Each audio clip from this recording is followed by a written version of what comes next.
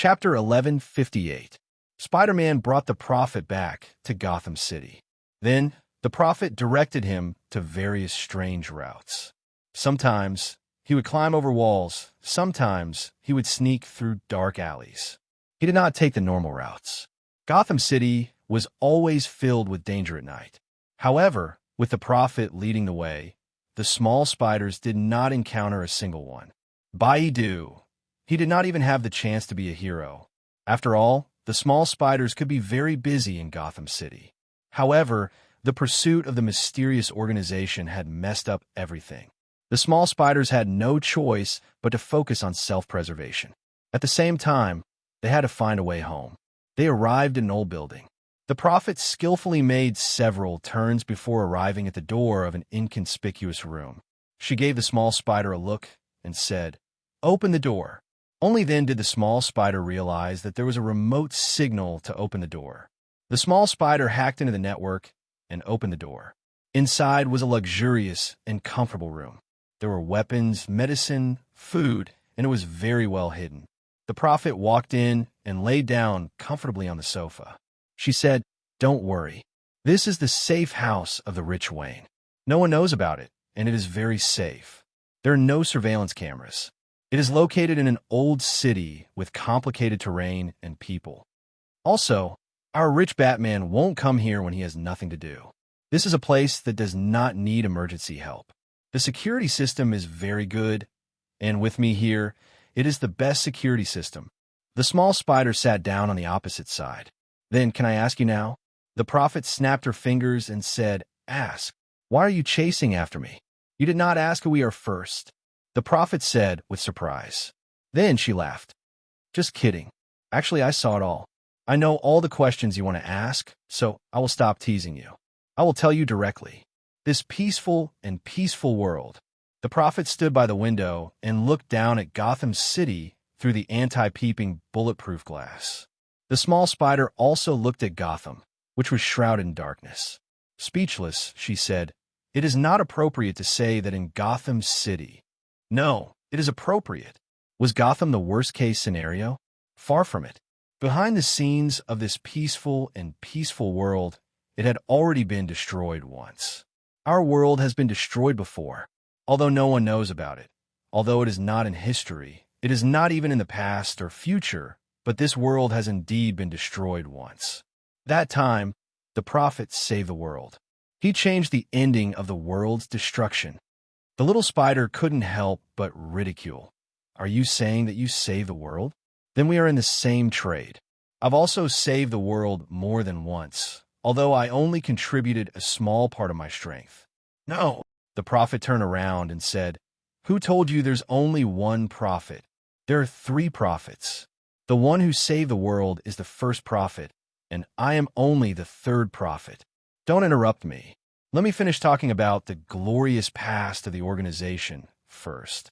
The first prophet saved the world, but only a few people remember. Those who remember the destruction of the world are not ordinary people. They have great power and influence, and they're extremely grateful to the Prophet. At the same time, they're deeply afraid of the end of the world. So they formed an organization called the World Security Council to help the Prophet protect this world. This is the origin of the organization. The Light Revelation Order is just a force under the command of one of the counselors.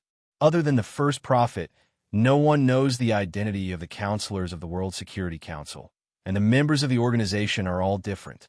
They don't even know why they listen to the orders of the council. To prevent the world from being destroyed and returning to the end of the world, the organization found 3 people with the ability to predict the future. They're the origin of the 3 prophets. Are they trying to stop the first prophet from having the highest position? The little spider interrupted. Democratic principle? On the contrary, it was the first prophet who found us and shared his power with us. He turned the World Security Council with him as the center into an organization guided by the will of the 3 prophets. He gave up the identity of God and returned to being a normal person. So all the counselors, including the other 2 prophets, respect him. He is a truly great and selfless person. The first prophet found us and built a perfect defense system to protect this world. The biggest mission of us three prophets is to observe the existence that might destroy this world. Yesterday afternoon, 1 hour before you arrived, all of us prophets predicted that a person from another world would descend on Gotham. He will cause the world to be destroyed again. So, the organization issued a bounty. The lowest goal is to keep you safe. The little spider was completely dumbfounded. He opened his hands and said innocently, "Why me? But I didn't do anything. I didn't plan to do anything bad. Why would I destroy the world?" It's not that you will destroy the world. It's that you will cause the world to be destroyed. The first nose said, "I'm curious as well. You're obviously a good person, the kind of person who is not threatening at all. Why would I see the world destroyed because of you? And don't ask me how you will cause the world to be destroyed," the prophet said gloomily. "I only saw the possibility of the world being destroyed, and then I traced the cause and found that you, the variable, had suddenly appeared in the world. So I decided that you might destroy the world.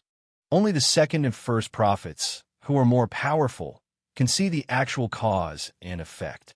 But in the three prophets system, 2 prophets have to decide that you have the possibility of destroying the world before they start the process. So, the other prophets must have considered that there are other complicated reasons for the world's destruction, and you are just an innocent fuse. If that's the case, the other prophets won't decide that you are the culprit. Only when they confirm that the world's destruction is related to you will the 2 prophets decide to hunt you down. "Wait, 2 prophets," the little spider said. "In other words, there might be a third prophet who thinks that I'm innocent." "No, there must be a third prophet who thinks that you're innocent. In the 3 prophets system, there is a third-person principle. In other words, when 2 prophets reach the same conclusion, there must be a prophet who stands on the opposite side and predicts everything. There must be a prophet who stands on the opposite side and prophesies everything. This prophecy is known as the Minority Report and is kept in the headquarters of the World Security Council. No one else knows about it except the secret keeper who has seen all the documents and the prophet himself. There is also an original document kept in the archives, and no one is allowed to see it. Only when there is a major change in the culprit, such as when the world destruction is difficult to stop, will this minority report be submitted to the committee for publication, saving the world from another perspective. It is equivalent to a special record in the case of everything messing up to prevent the 3 prophet system from making a major mistake. The third prophet told the little spider, so the second or first prophet must have made a minority report about you. Anyway, I'm one of the 2 who agreed to hunt you down. The little spider said, "Can I be innocent if I get that minority report?" "No." The prophet shook his head again. "How can you be innocent? The culprit who will destroy the world is definitely you, but getting the minority report will at least let you know what to do to prevent the world from being destroyed. I prophesied you many times and felt that you were a good person. That's why I sacrificed myself to serve the tiger and observed your character closely. Because I feel that if you get the minority report, you will do your best to prevent the world from being destroyed. Because you are a hopeless saint. Even if we want you to die, it will be easier for you to kill yourself after reading the relevant prophecy than for us to hunt you down. You're the kind of person who will end your life and sacrifice yourself after you are certain that you may destroy the world or cause the death of others, causing a tragedy. If it is not like this, I will never help you." The little spider was stunned and did not know what to say. Someone actually said, "I help you because I feel that you will kill yourself at the critical moment." But the little spider did not reject finding a choice. "If it is really because of me that this world will be destroyed, then I will end it all. If we can't get the minority report and you see that the world is about to be destroyed, please tell me." The prophet showed a very strange expression. "Aren't you afraid that I have deliberately come to your side to use your weakness of kindness to make you kill yourself?" Chapter 1159. Can I ask? After the little spider made a bold statement, he felt that the atmosphere was not right. He changed the topic and said weakly, "The first prophets saved the destroyed world. What is the specific situation? Does anyone know?" The prophet shrugged and said, "As I said, because the first prophet changed the result of the destruction of the world. No one remembers how the world was destroyed. Those who can remember are members of the committee. Mobile phone. Although I am the third prophet, I'm not a member of the committee, so I don't remember how the world was destroyed. But you are a prophet. There are few things in this world that can be hidden from you. The little spider analyzed, and I feel that something is wrong. If the first prophet has saved the world, then the reason for the world's destruction should not be a secret. If it is not made public, it means that someone does not want everyone to know. Why do you always want to doubt the first prophet? The prophet's expression was a little strange and puzzled. Peter said, embarrassedly, because according to my experience of watching Hollywood movies and several popular TV shows and some personal experience, those mysterious people seem to be good people, but they seem to be shrouded in a lot of fog. They are not the key turning mission, but the final villain. You use the experience of watching TV shows to deal with the end of the world? The prophet looked strange. Okay, let me tell you something. Yes, there are few things in this world that can be hidden from the prophet, and the organization itself is the thing that the prophets can understand the most. Except for the first prophet, maybe no one knows all the secrets of the organization. And the biggest weakness of a prophet is good. I don't think the other two prophets have this weakness. The little spider complained. Yes, there must be. Prophets can know everything. All the secrets of this world can't be hidden from them. And there is the biggest mystery around me. Because the three prophets are in the same organization, I can't see the most things here. No prophet will not want to find out the secrets inside. We are afraid of being hidden. I think good is the biggest weakness of women and cats. The little spider continued to complain. Shut up.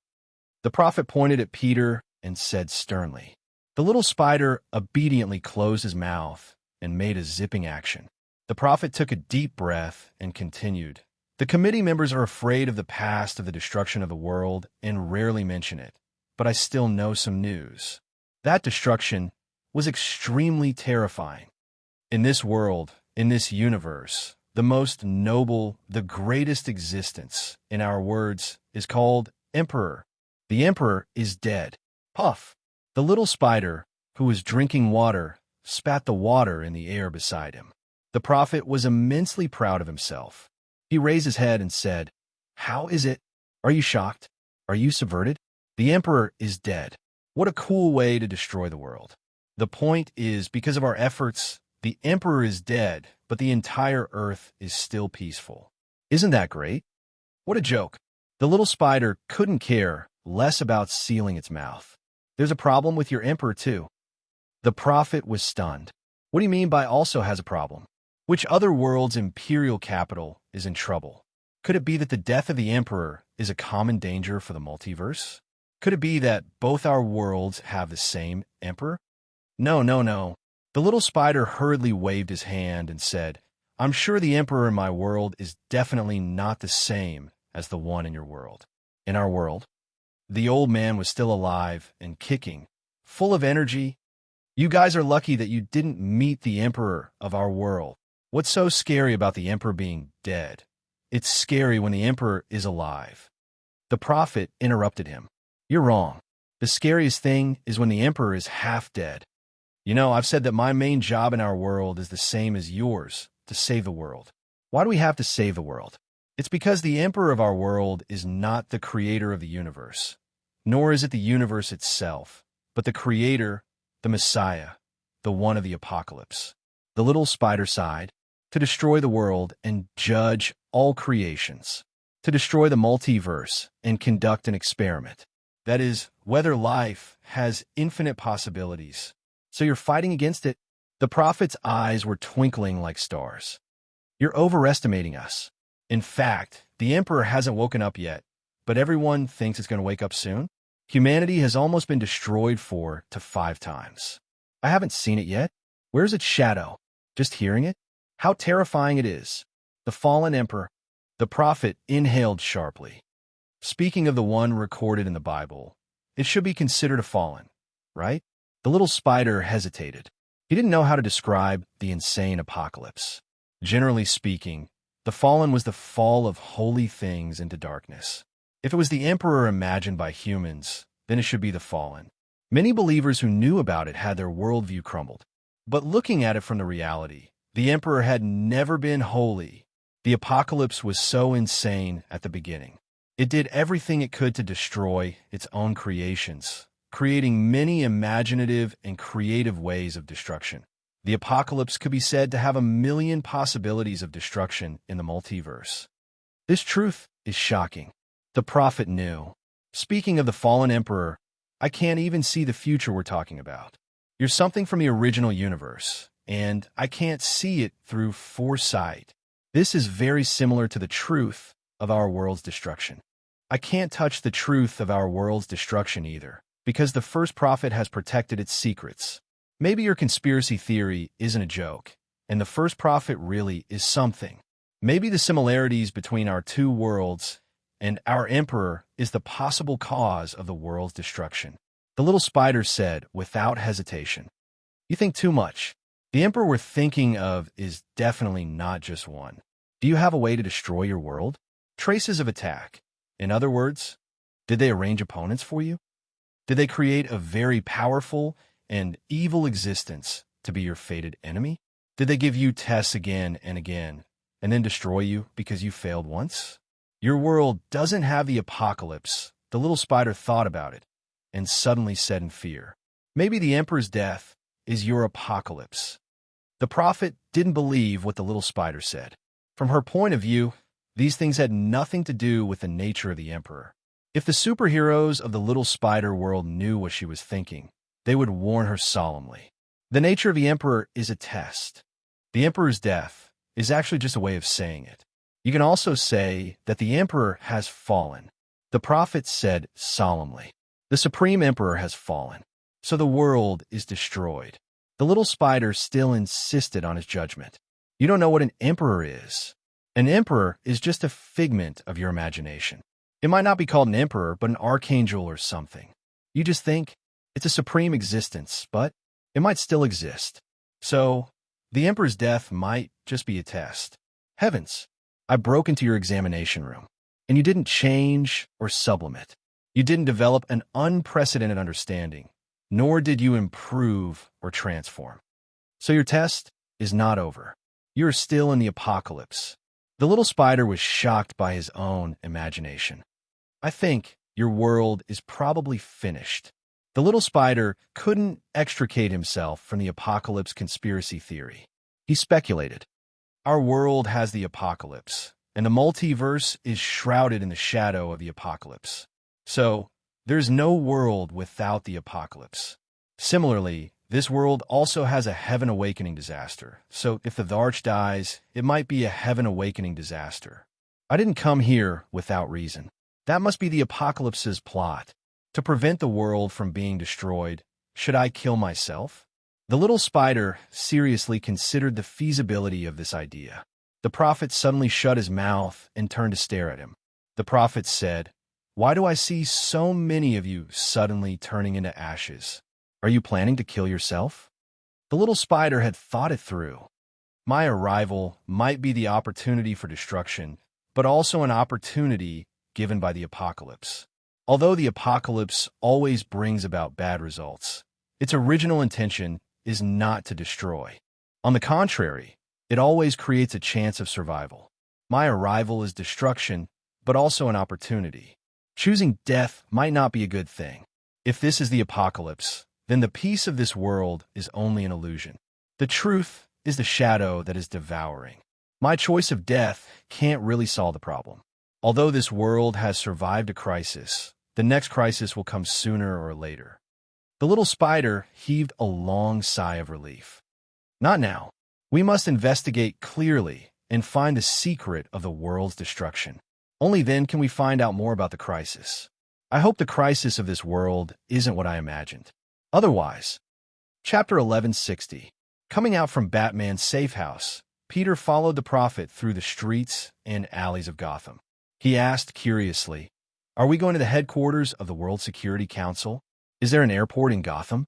I feel like there will be a hijacking." The prophet turned around and asked with surprise, "Do you want to be beaten half to death?"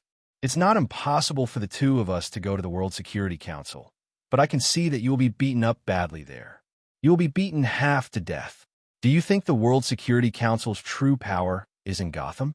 If I did not ask for so many people, using the excuse that too many people will cause a war with Gotham, do you think you could take me away so easily? The headquarters of the World Security Council is not only in a very special place, but the hidden power of the headquarters is also very terrifying. There are also two prophets who are stronger than me. Do you think you can break through the headquarters by yourself and me, the weakest prophet? Without my help, any of the council members will be able to take care of you. The small spider looked at the sky above Gotham and the projection of the bat lantern on the clouds. He listened to the ear-piercing sirens. After the prophet was kidnapped, the people of the light revelation went crazy. They did not care about the prophet's warning and entered Gotham to search for the prophet. They had a violent conflict with the sensitive local forces. The Light Council invaded the harbor, surrounded the Clown Gang, and hunted down the Clown Gang. They crushed the Penguin Gang and were currently beating up the Gotham Gang, demanding that they hand over the Clown Gang. These people believed that the Clown and the Little Spider had worked together to kidnap the prophet, although that was not entirely wrong. But they would never have thought that the mastermind behind all this, the person who is now the leader, was their family's prophet. That is why we cannot go to the headquarters. Peter nodded. I am not a masochist, but I have a question. If you leave with me, it means that the three prophets have gone out of control. Will the system not have any countermeasures? Smart. The prophet snapped his fingers and said, You're right. In addition to establishing a stable organizational structure, the three-prophet system also has the intention of preventing loss of control. Of course, we have considered the problem of the prophet losing control. The biggest uncertain factor of all systems is people.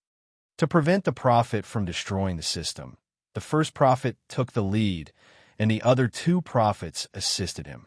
They created a supercomputer that mimics our power and can calculate all variables, the astrologer.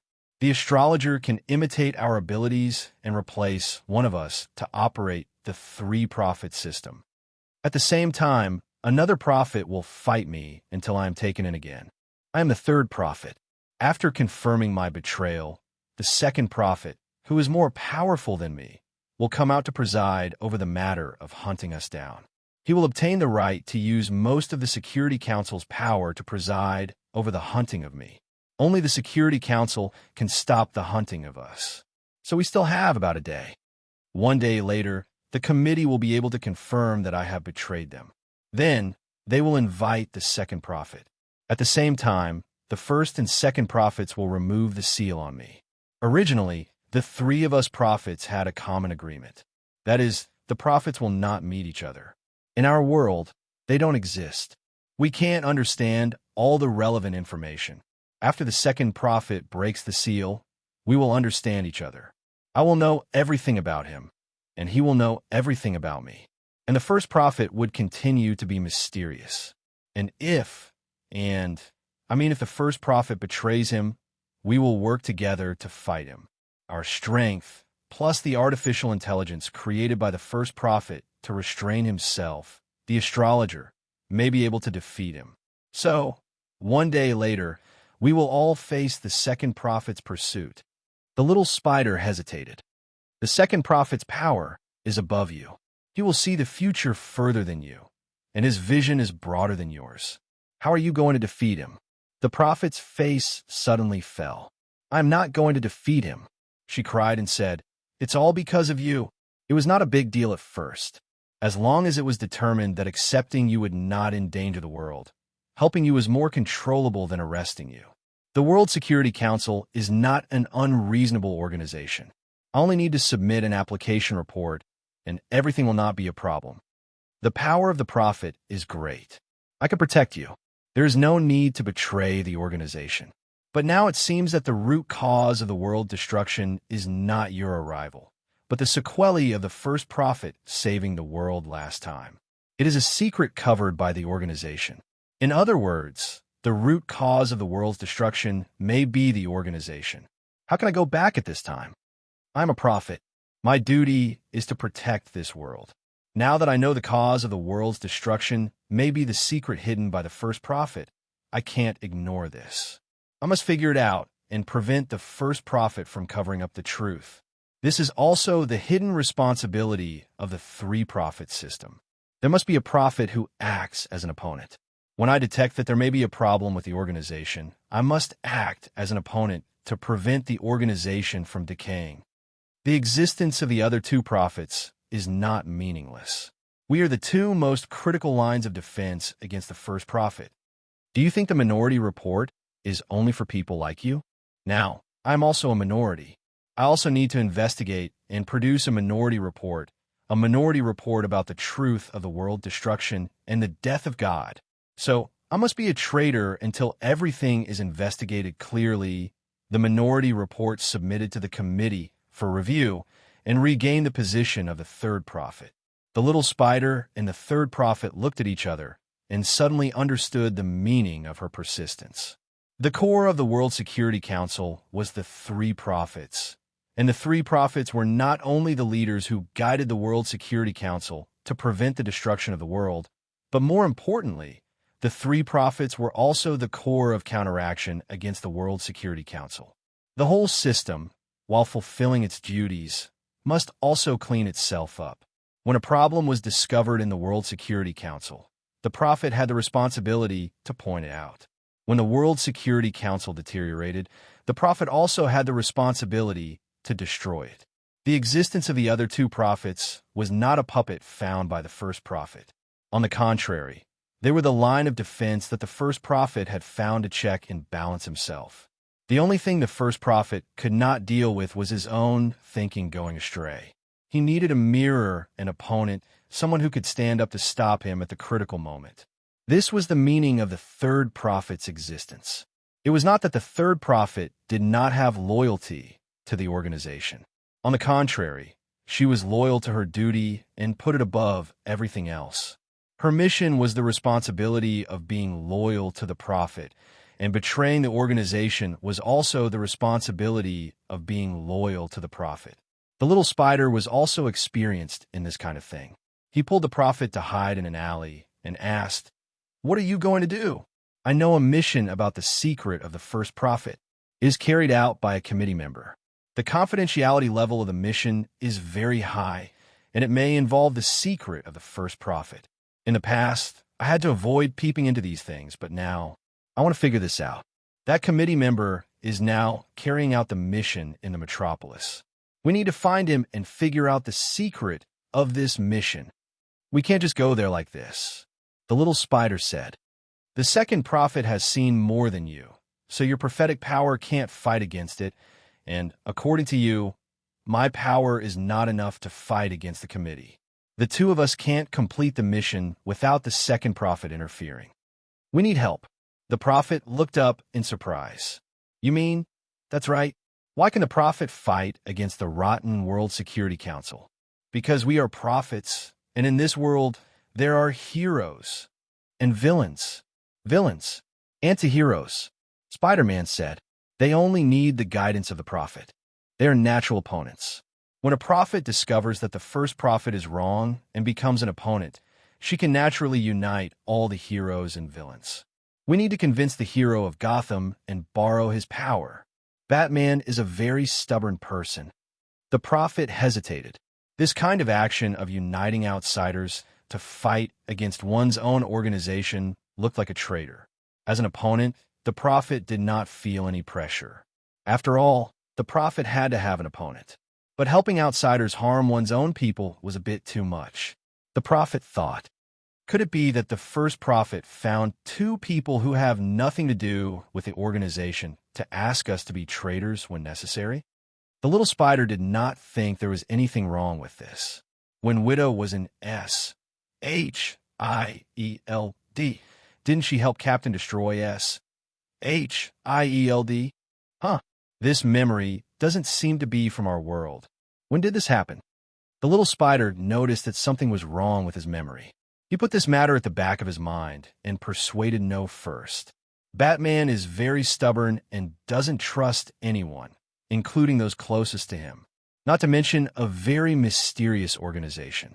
Even if you don't tell him, he will investigate. And if you invite him to investigate and deal with the organization, he will definitely not refuse. The first prophet found two prophets because he was worried that the organization was too mysterious. No, first, I want to get rid of Batman's thoughts. I'm a member of the organization, and even I fear the organization's mysteries. What Batman fears the most is the darkness and the unknown. If he doesn't figure out the organization's secrets, he probably won't be able to sleep. Batman is friends with many heroes. If he goes to find someone, there will definitely be a core force to deal with the organization. Thinking of this, the prophet's heart trembled, but he still made up his mind. She touched the back of her head, her emotions unusually complicated. The little spider noticed that something was wrong with her and asked, "What are you doing?" Touching the back of your head to see if you have any rebellious bones. The prophet said lightly. The little spider felt guilty and asked weakly, "Do I?" The prophet sighed. More than 6 inches tall. The prophet thought for a moment and felt that she was going to be a traitor. She called the little spider and said, "Follow me. I know where he is." Chapter 1161. Batman was now treating his wounds. He loosened his clenched fists and soaked his scarred fists in ice iodophor at 25% concentration. The wounds on his hands itched in the cold iodophor. Many of the scars were old. Who knew how many times his phalanges and palms had been broken? When it came to Batman, everyone would say that he was an ordinary person with a body of steel that could fight against superhumans. However, how many people knew how much Batman had sacrificed as an ordinary person to fight against supervillains, heroes, and comrades? The numerous wounds on his body were only a small part of the price he had to pay. Now there were some defensive wounds on Batman's hands. According to the judgment of the forensic doctor, these were offensive wounds. When he punched someone's bones, the skin would be torn open. But when Batman felt the pain of his wound, he actually felt a trace of pleasure, as if he was torturing himself. The Joker's bones are really hard, but breaking his bones, breaking his ribs, breaking his spine, breaking his lower jaw under my fist, and his whole lower jaw on top of his upper jaw, this feeling is really great. But after the Joker was beaten into a pulp, he could not laugh anymore.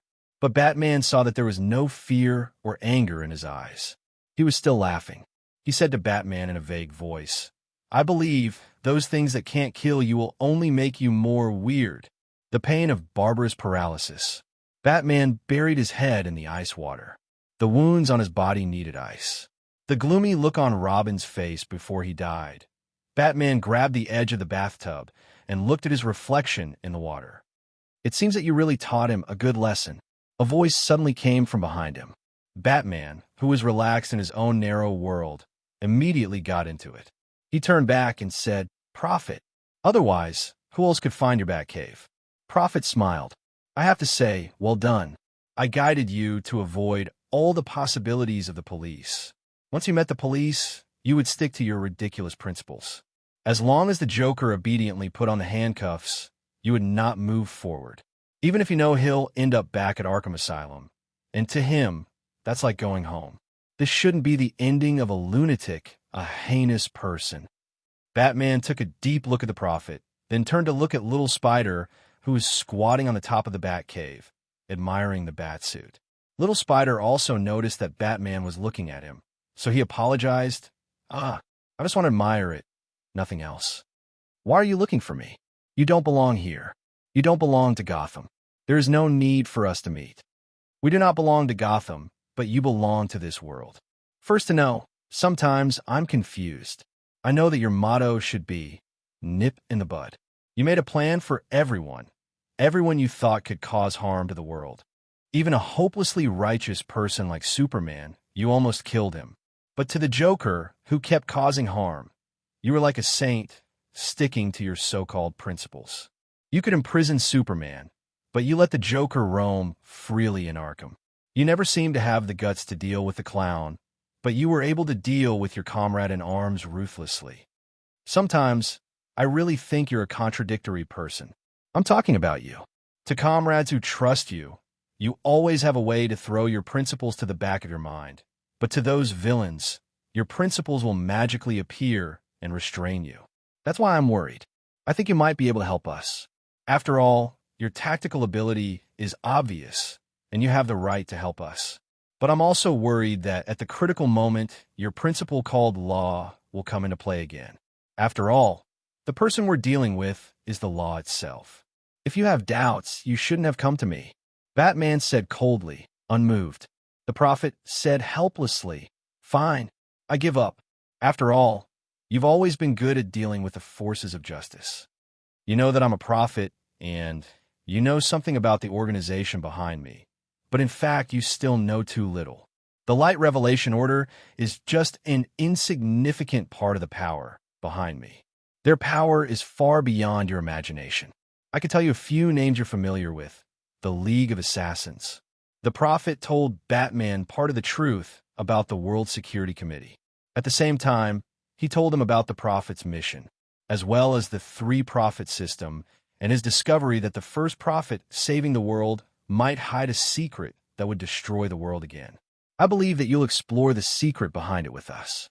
I did it because of my responsibility, and he did it because he had no choice. The prophet smiled at the spider, then turned to Batman.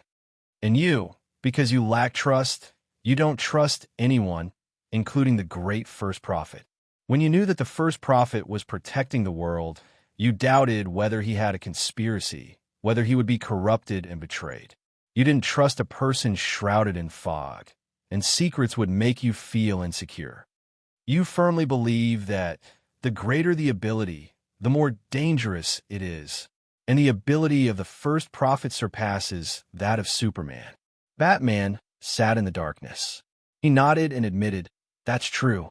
I'll investigate this matter, but not with us." The prophet said what Batman wanted to say first. "Because you don't trust us either. You think you can find out the truth alone." The prophet laughed mockingly. "That's why I don't like you. Compared to that naive boy, you're really conceited and full of doubt. But you know what? Without my help, you're not even a little trouble for the organization. You underestimate the prophet. There's still an hour before the day is over. At that time, the committee will report my disappearance to the second prophet. The second prophet will confirm my betrayal, and then the first and second prophets will release the self-restraint of the prophet. Then, we'll be able to see each other. Batman, at that time, you'll also appear in the eyes of the prophet. After coming into contact with us, you'll also become a dangerous factor. He's the source. We're all secondary dangerous factors infected by dangerous factors." The prophet pointed at the spider. At this time, the prophet's body suddenly trembled. She said in surprise, "The seal has been released in advance. The committee can't even wait an hour. He's already seen us."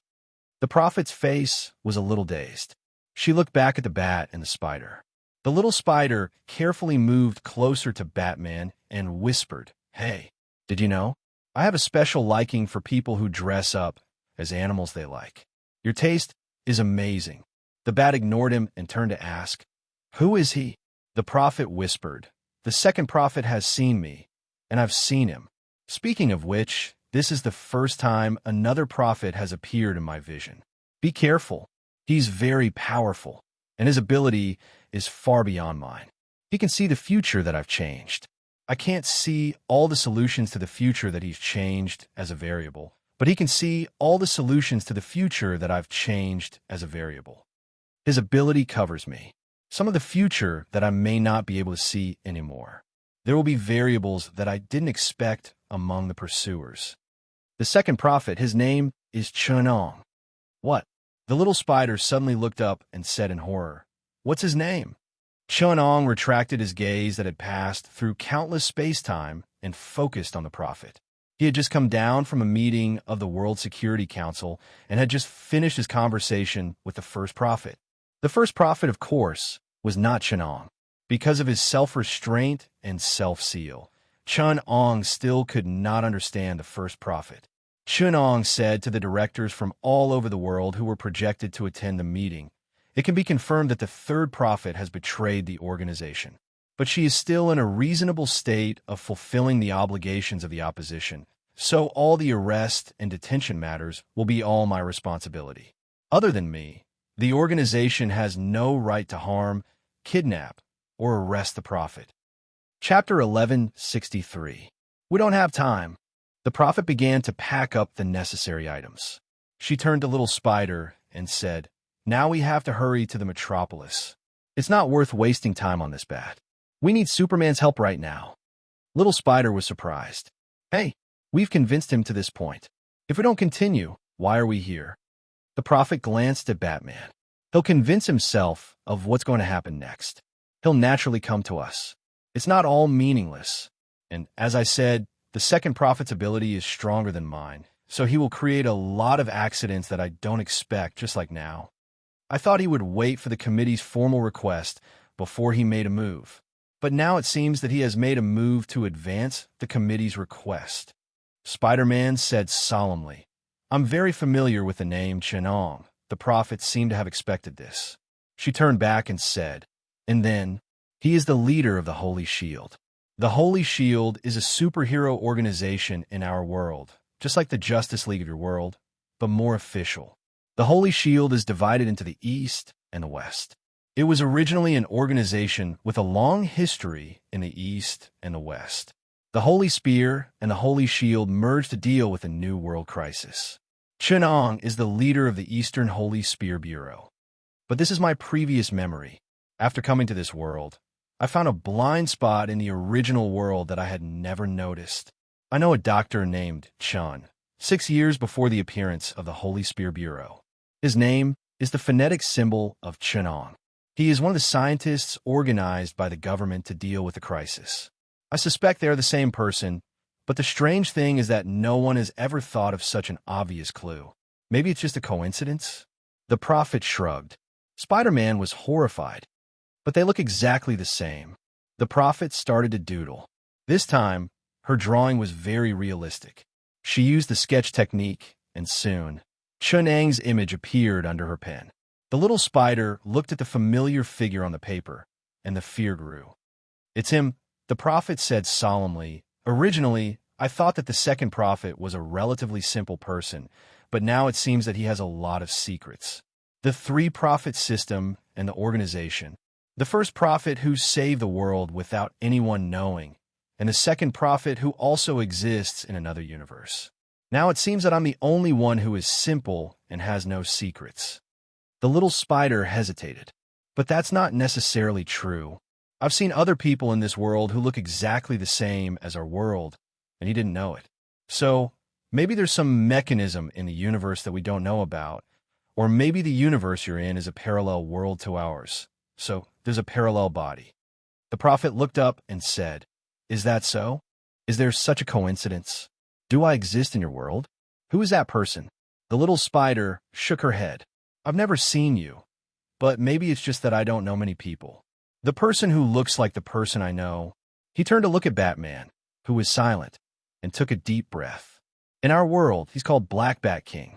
He was originally the leader of a superhuman race on the moon.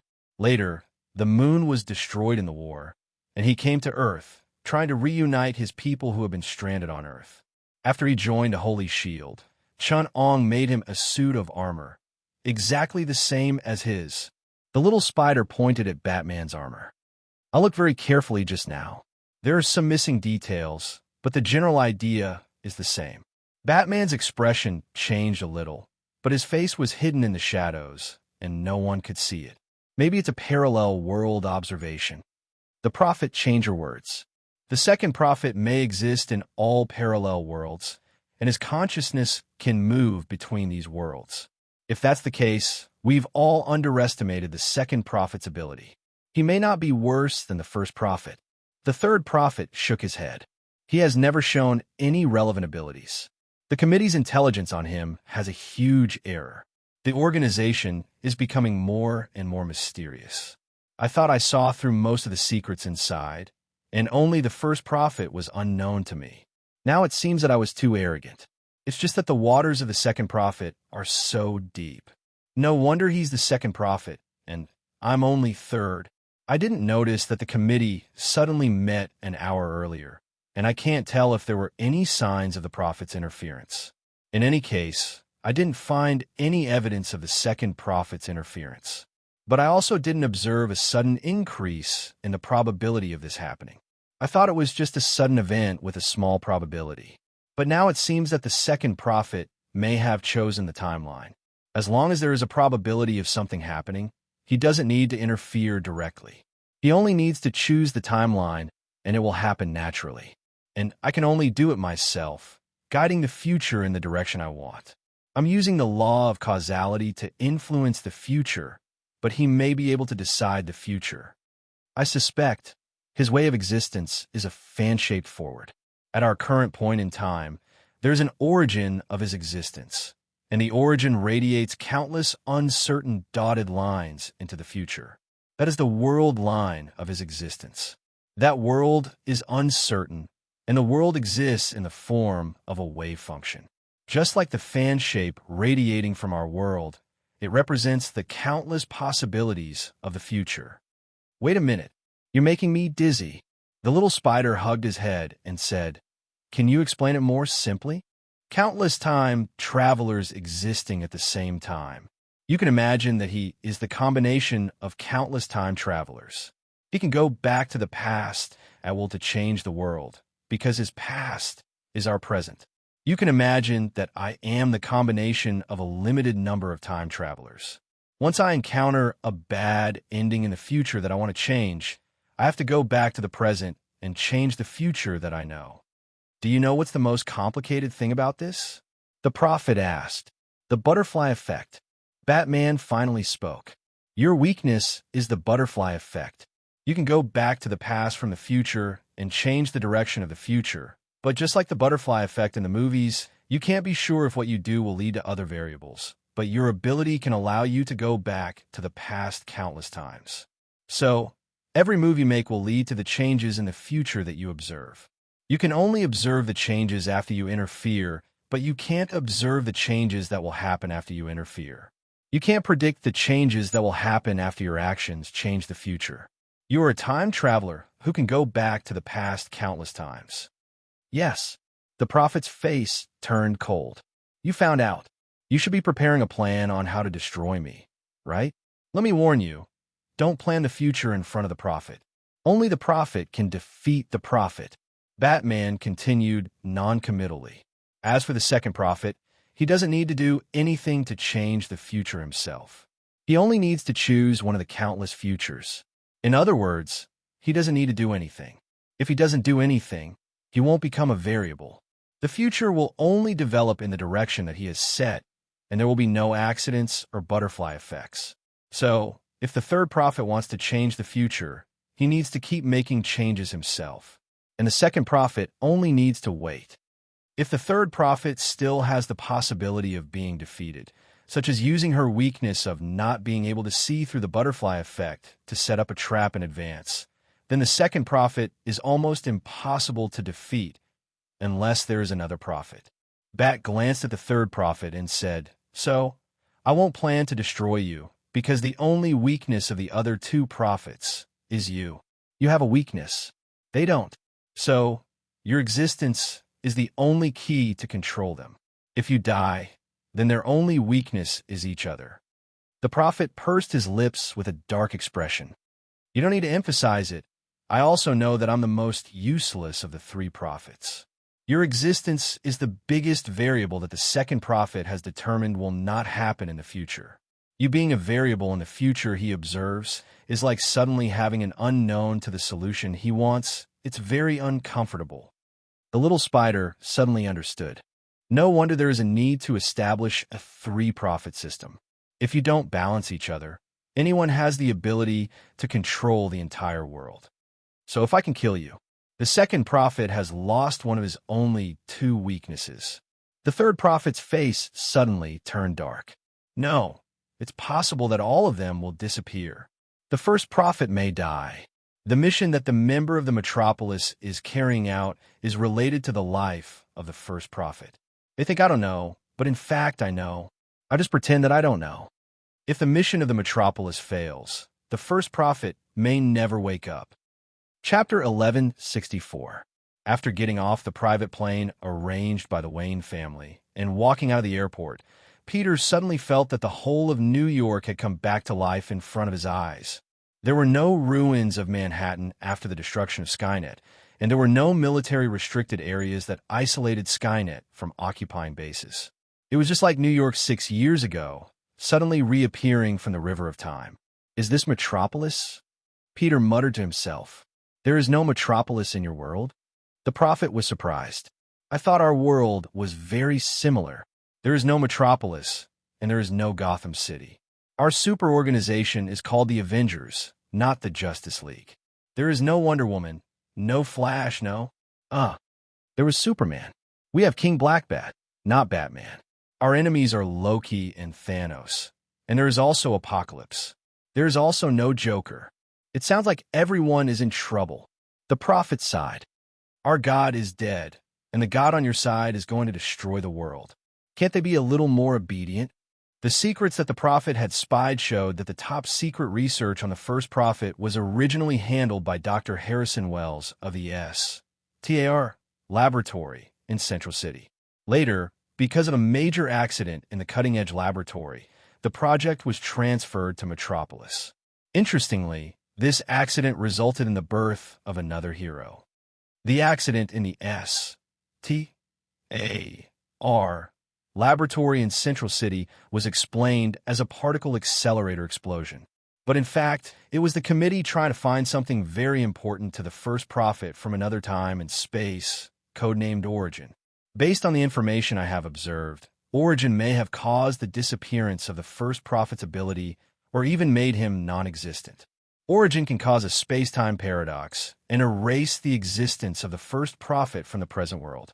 The third prophet sighed. When I discovered this secret, I was very afraid and did not dare to delve deeper. But the second prophet must have seen more than me, so he must know more. I only know that Origin is protected in Metropolis, and the committee is trying to use Origin to continue the existence of the first prophet. Now I can tell you a top secret information in the organization. The prophet was probably used to being a snitch. She no longer treated the top secret of the organization as information that must not be leaked. Her eyes flickered as if she was inexplicably guilty, but she still forcefully said, the first prophet rarely interferes with the development of the organization because ever since he saved the world, he's been in a bad state.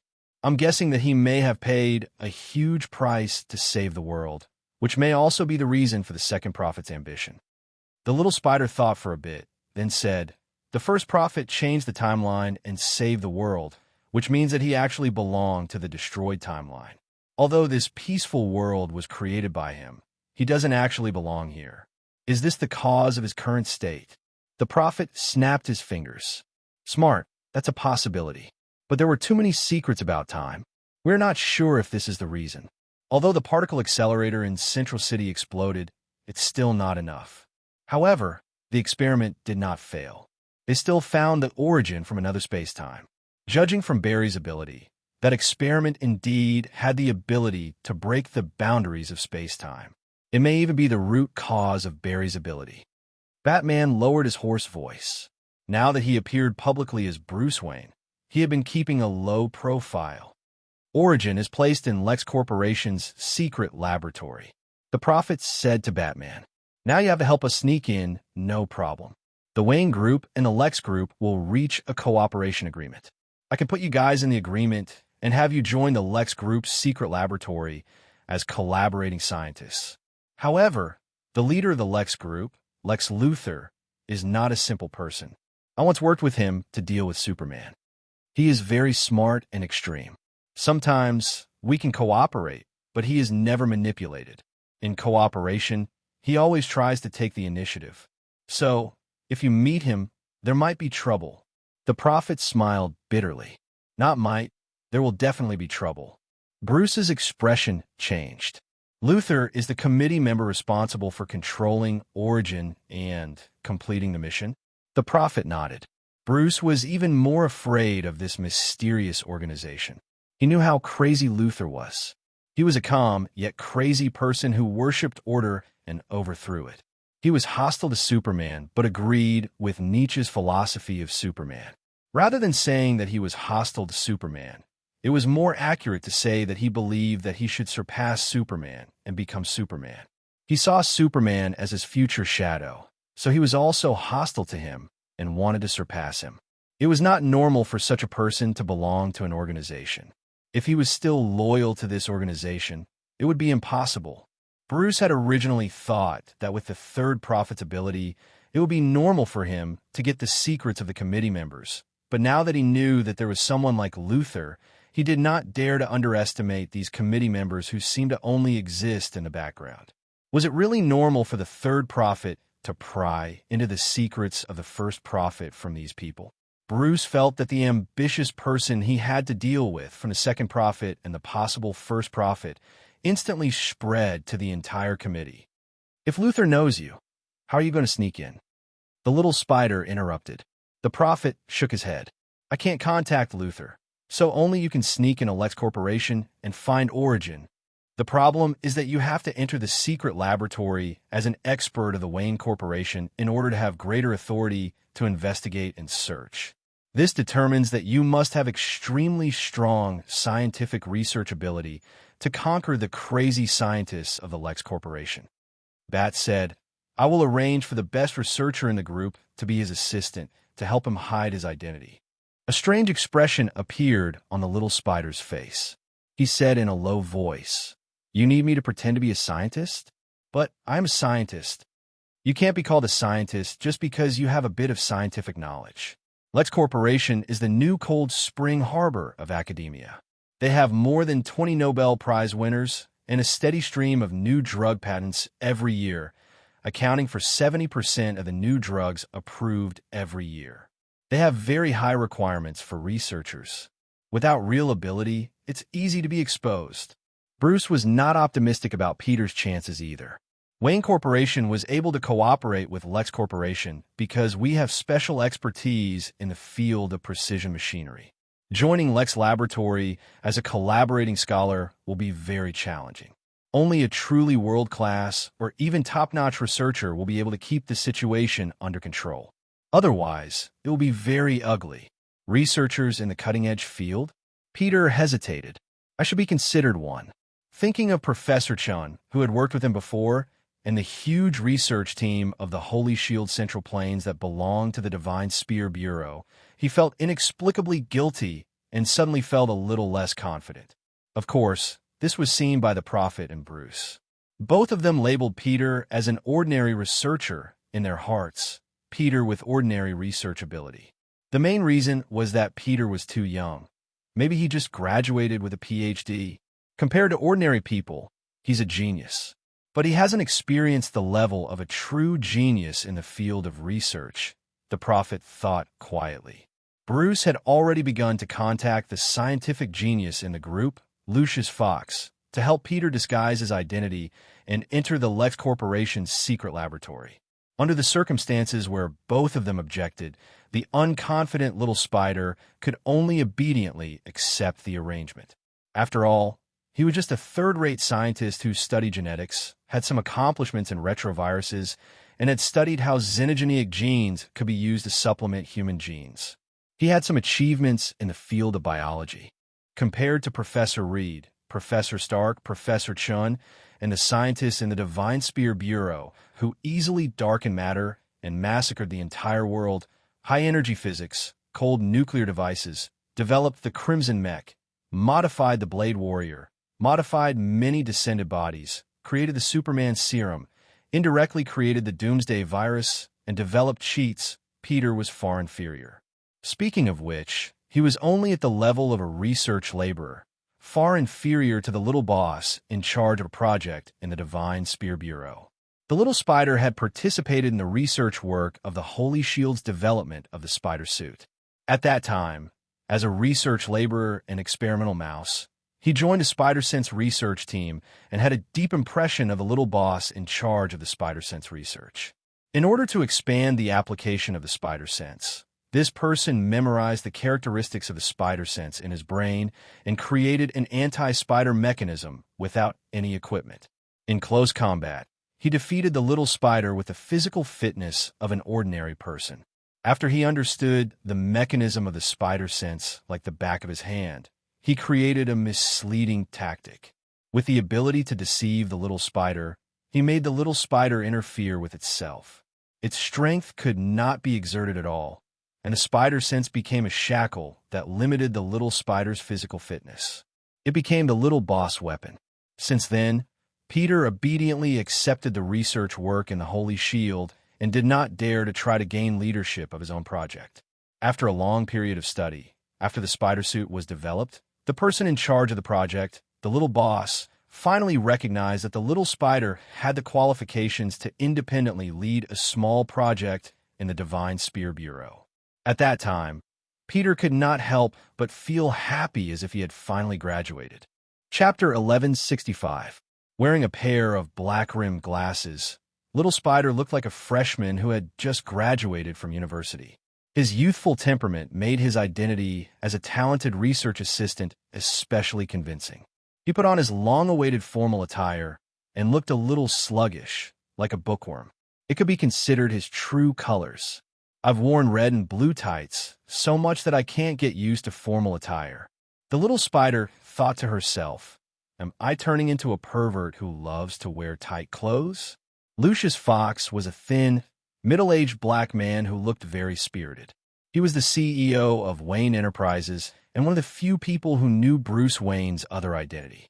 He provided technological support to Bruce, and many of Batman's equipment were developed by him.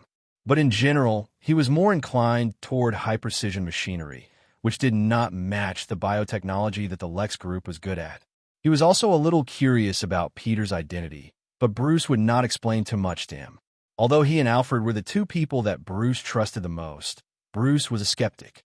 He believed that there were no eternal secrets and no one who could keep secrets forever. Everyone had a weakness, including himself. The best way to protect them was not to let them know too much. Therefore, Lucius only knew that Bat needed Little Spider to infiltrate the Lex Group's secret laboratory, but he did not know much about Little Spider's mission and identity. Don't talk too much. You're playing the image of a man of few words, Lucius said. The more you interact with them, the easier it is to reveal flaws. Your right ear has been implanted with a bone conduction headset. If you encounter any technical or scientific problems, I will guide you remotely.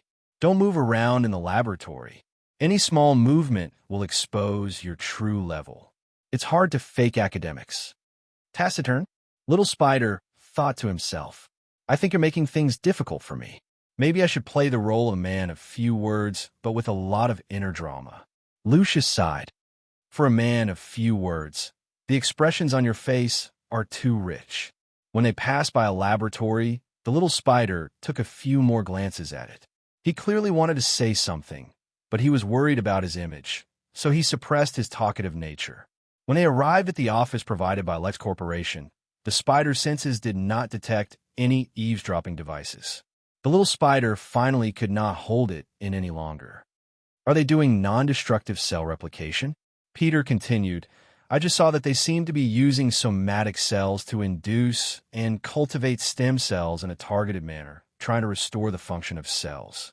But it seems that they are still at the first step, transforming ordinary human skin cells into a new type of universal cells with the function of embryonic stem cells. Lucius felt a little lost. He specialized in electronics and machinery, and biology seemed to be a little broad. Was he good at general knowledge and general research? Faced with such front-end problems, he could only show a confused and innocent look. Looks like your world's biological research is not very developed, the little spider said excitedly. The method they used cannot cultivate universal cells suitable for the human body because they used a reverse transcriptase virus in the process of genetic recombination. He excitedly explained to Dr. Lucius, reverse transcriptase is a tool used by viruses to modify DNA. It is a naturally evolved DNA compiler. Viruses use reverse transcriptase to transcribe their own RNA into DNA and then use the organelles of the host cell to carry out transcription, translation, and synthesis of daughter viruses. Just like how Lao Wang parasitizes the reproductive system of the neighbor and uses the reproductive system of the neighbor to give birth to his own child, I know what a retrovirus is. Hearing the dirty metaphor of the little spider, Lucius could not help but interrupt him. Oh, the little spider did not know that his inadvertent display of academic discrimination had provoked Dr. Lucius. He continued to explain, the retrovirus is a tool for genetic recombination. If the method of using the virus as a tool is not appropriate, it will cause genetic pollution, which is to cause genetic mutation, lose the expression of the original cell, and be unable to retain the gene expression of the original cell. Take cloning as an example. Using cells with recombinant DNA by the retrovirus for cloning, there is a high probability of cloning a huge tumor. If the tumor can still maintain its human identity, it will look like an egg with teeth, like being bitten by a Shar-Pei that has been exposed to radiation, also like an avocado and another older and more disgusting avocado having sex with a crocodile, giving birth to a disfigured child. Lucius could not help but imagine the little spider's malicious metaphor and was immediately disgusted. He angrily interrupted the little spider's think of an even more disgusting description competition and roared, "I know what genetic mutation caused by gene recombination by retrovirus is, and I also know what genetic mutation is. I graduated from MIT with a professional doctorate, not from a state university, nor am I an idiot from a community college. You don't have to explain these questions to me." The little spider was stunned. "But I graduated from a state university, Empire State University. After the New York State University system was destroyed by the apocalypse, it was rebuilt as a research-oriented university. At that time, I was still in high school and wanted to go to Harvard University because it was the strongest school in the field of biology. But later, I heard from SHIELD that after the New York State University system was destroyed, the U.S. government intended to use its educational resources to rebuild a research-oriented university to study Skynet technology closely. There was also a friendly alien leader professor from the Starling race who cooperated to run the school. Compared to MIT, Harvard was like 3 centuries behind. Then I changed my goal of enrolling. Of course, I'm not saying that MIT is not good. It used to train Dr. Stark. Times have changed.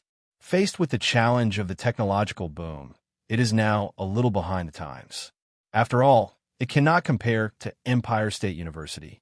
It is not suitable to compare with Empire State University because we are the closest to Skynet and we also cooperate with Starlings. We have already surpassed the limits of Earth. Of course, on Earth, in the countries on Earth, MIT is a good university. Lucius was so ashamed and angry that he almost fainted. The little spider knew that he had said the wrong thing and kept explaining, "MIT is a good university. Shut up." To avoid being humiliated by the little spider, Dr. Lucius could only change the topic. "What's wrong with the Lex Corporation's research?" The little spider returned to his familiar field, and he vaguely sensed that the level of research in this world was a little behind. He became a little excited and talked about his favorite field of biology. Looking at the information they released, they are challenging somatic cell cloning. They are not cloning with somatic cell nuclei or egg cells, but completely cloning with somatic cells. Now, all-purpose cells are just the first step. They want to use the somatic cells in their hands to create cells that are more versatile than stem cells. They have to overcome countless difficulties. Now, their biggest headache is the genetic damage caused by retrovirus recombinant DNA. With the direction of their research, there is no hope of solving this problem within 5 years. They are going the wrong way. The little spider suddenly realized something. They're trying to clone a group of special cells, and there are many problems. I can't get the data of that cell, but I can see that the characteristics of that cell are very unique. In some areas, such as vitality and genetic mutation, it is beneficial to research. This kind of cell has a strong vitality and will not easily die from experiments or damage. That is to say, it is very durable and especially suitable for experiments.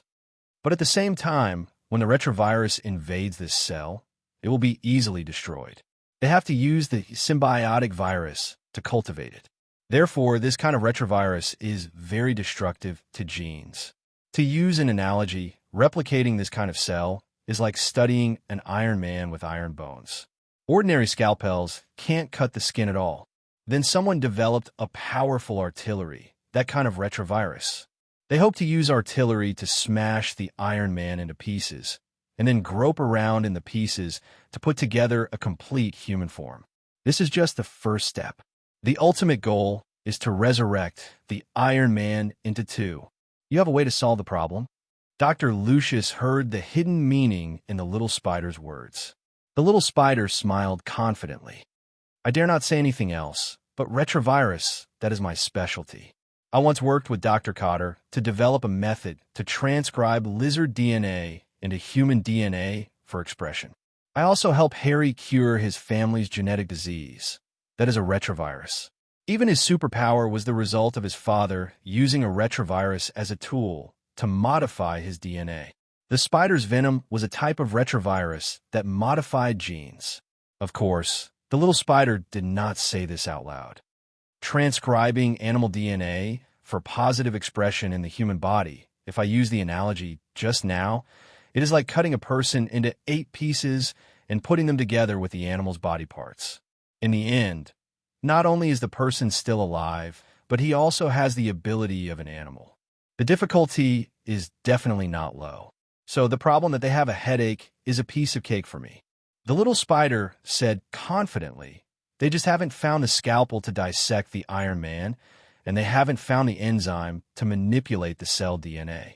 I can even predict that the tool is in the retrovirus they are cultivating. They just need to transform the artillery into a laser cutting knife. In the office, Luther was having a headache. The progress of the cloning of Superman in the laboratory was extremely slow. If not for the strong vitality of Superman's cells, they would have used up the blood and epidermal cells that Luther had painstakingly collected, and the laboratory would have been closed. There were many problems in cloning Superman. The simplest one required at least enough experimental materials, and that was to replicate Superman's somatic cells without damage. Only with enough Superman cells could they talk about the next step. Cultivating non-destructive cells was not as simple as dividing the cells. Even if Superman's cells were resistant to genetic mutation, in the absence of a human body, the repeated division of somatic cells would cause fatal genetic damage. Luther wanted to clone Superman, not the descendants of Superman's genetic mutation. To obtain Superman's non-destructive cells, the first thing to do was to restore the function of Superman's cells, that is, totipotent cells, and then to induce stem cells. The method of obtaining differentiated cells through stem cells would cause minimal genetic damage. But now, to obtain Superman's stem cells, the first thing to do was to use the retrovirus to restructure the genes.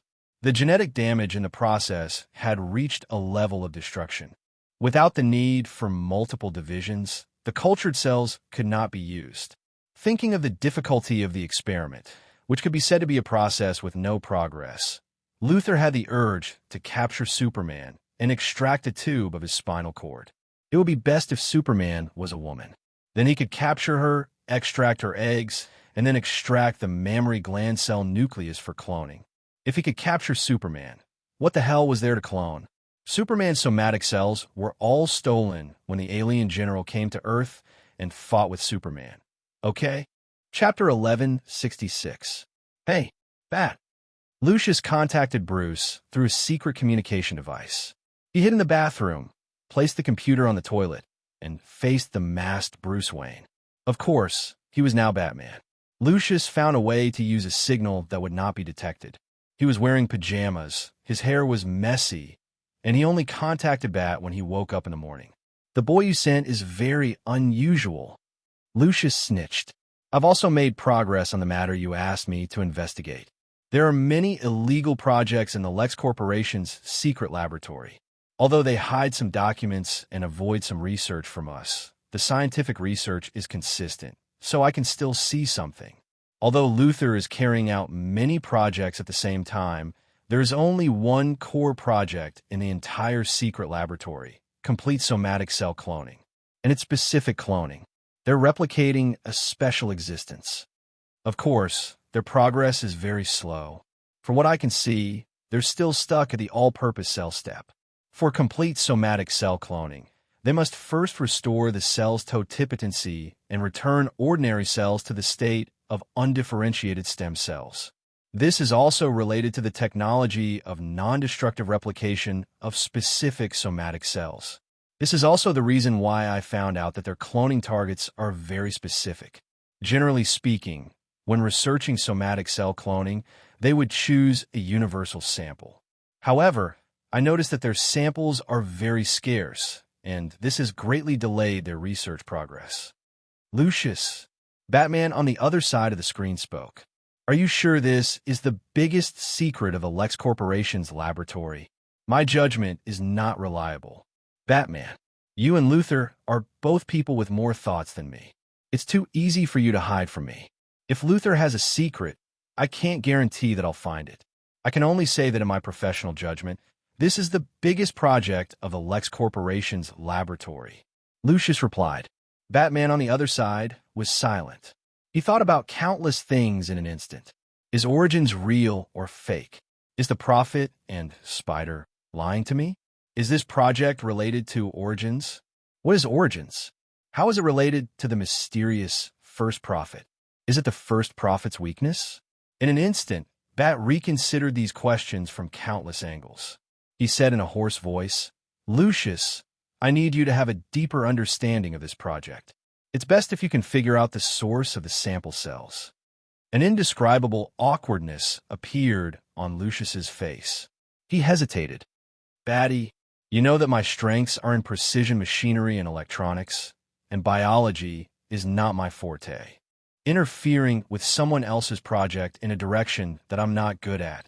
This will cause my reputation to plummet, and I'll be ostracized by the researchers at Lex Corporation. If you need me to, of course, I can be a little more difficult to deal with. I can use the excuse of funding review to interfere with them. Before Luthor responds, I can seize the opportunity to get something out of the project. But Batty, this isn't the best move. Didn't you already send a professional over? Professional? Bruce was stunned for a moment. Then, his mind began to recall quickly. He quickly reacted. You mean Peter? You've been in contact with him for some time. What kind of young man do you think he is? Batty did not answer the question directly. He always avoided revealing information. If information was compared to wealth, Batman was a grandette through and through.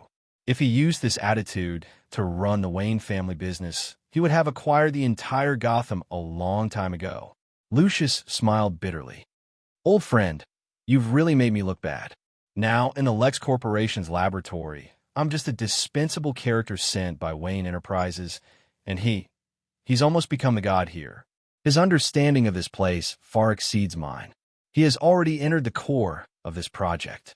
In the core laboratory of the Lex Corporation, using retroviruses to implant gene fragments, activating the differentiation function of cells, and obtaining totipotent cells with the characteristics of stem cells. Yes, your train of thought is correct. But you're hoping to use the same thinking to obtain stem cells, cells that can develop into complete individual potential of various tissues and organs. In other words, totipotent stem cells. Although it's only a difference of one word, these are two completely different concepts. Totipotent stem cells only exist until the 32nd cell stage of cleavage in a fertilized egg. This is also the ethical limit of studying totipotent stem cells. Every time you obtain a totipotent stem cell, you have to kill an embryo. You're hoping to implant gene fragments in somatic cells and differentiate them into embryonic stem cells. What kind of concept is that? If you succeed, then there will be no limit to the lifespan of humans, and everyone will be immortal. Because by using the same technology, we can restore one cell in our body to the state of an embryonic stem cell. It will be able to differentiate into a brand new me. As long as we complete the induced differentiation technology, our body cells will have no physiological limits. This is the technology of immortality. I'm not saying it's impossible. I've seen many more sensational and incredible technologies, but this is not something you can research. The little spider stood on the podium and scolded the researchers who were taking notes. You don't even have the confidence to insert a gene fragment and induce it to differentiate into a totipotent cell, using retroviruses to cause irreversible genetic damage to totipotent cells. If you succeeded on Earth, then you would still be wandering in the Sirius galaxy. The reason why I extracted the gene compiler, reverse transcriptase, from the retrovirus and created this brand new gene editing tool so that you can restore part of the totipotency of cells without loss and extract totipotent cells without loss is because I need to succeed in convincing you. It's only because I need a successful way to convince you, not because I have any expectations for this path. If I had, I would send this paper to Science and boast about the potential of this technology, including the potential of cultivating step by step from single stem cells to pluripotent stem cells to totipotent stem cells, that is, embryonic stem cells, and the possibility of human immortality. Do you believe it? At that time, those who are willing to provide me with research funding can line up from the metropolis to Gotham. The ultimate goal of this project is to reclone some cell samples and ensure the genetic integrity of the cells. What kind of concept is this? Even if it's like in science fiction movies, where we want to clone dinosaurs, it's more realistic than this. Because we can reconstruct the genes of dinosaurs, and by inserting gene fragments, we can induce the evolution of dinosaurs step by step. I personally prefer large birds, such as ostriches, to induce them to revert to their ancestors. Because no one asked us to replicate a specific dinosaur with the same genes as countless years ago. But the owner of this laboratory doesn't even allow us to use orangutans. Whisper, or some large upright apes. Whisper, you know what I mean? To use their fertilized eggs to reconstruct the genes of the sample step by step. We all know that although the genes of the sample look quite human, it is so different that it even makes people wonder if it is a creature from Earth. The scientists below whispered to each other, and nodded frequently. Everyone, we're like lame dancers in shackles challenging the world's dance king. It's impossible to begin with, and they actually don't allow us to try. The little spider spread his hands and sighed. Suddenly, he calmly raised a finger. So now, I have some crazy ideas, and I need your support. What are you doing? What are you doing? Peter, a few hours ago, the little spider looked at himself in the mirror and said in a somewhat obsessed manner, "Give up this crazy idea. This is simply evil. But the truth is right in front of me. This is the charm of science." The little spider in the mirror said to himself, "There is no good or evil in science. It only has truth and falsehood. But there are good and evil scientists. We still have a conscience." The little spider touched his chest and struggled. Chapter 11:67. Luther leaned against the back of the chair and looked at the man who had broken through the layers of defense of the Lex Corporation and appeared before him. He appeared rather uneasy. The tie on his purple suit was wrinkled by himself, and he was sweating profusely. He fidgeted before Luther and looked very nervous. However, Luther had never underestimated the man before him. Even though he was a genius, and he might be a bit paranoid, he hated madmen who were completely chaotic. Madmen were the bane of geniuses. "Since when were you willing to leave Gotham?" Luther laughed coldly. "Leaving your dark nest and coming to the light. No. The light is not suitable for you. You should hide in the dark forever." "Clown." The clown stammered. "Luther, I heard you're working with Wayne now." Luther laughed with disdain.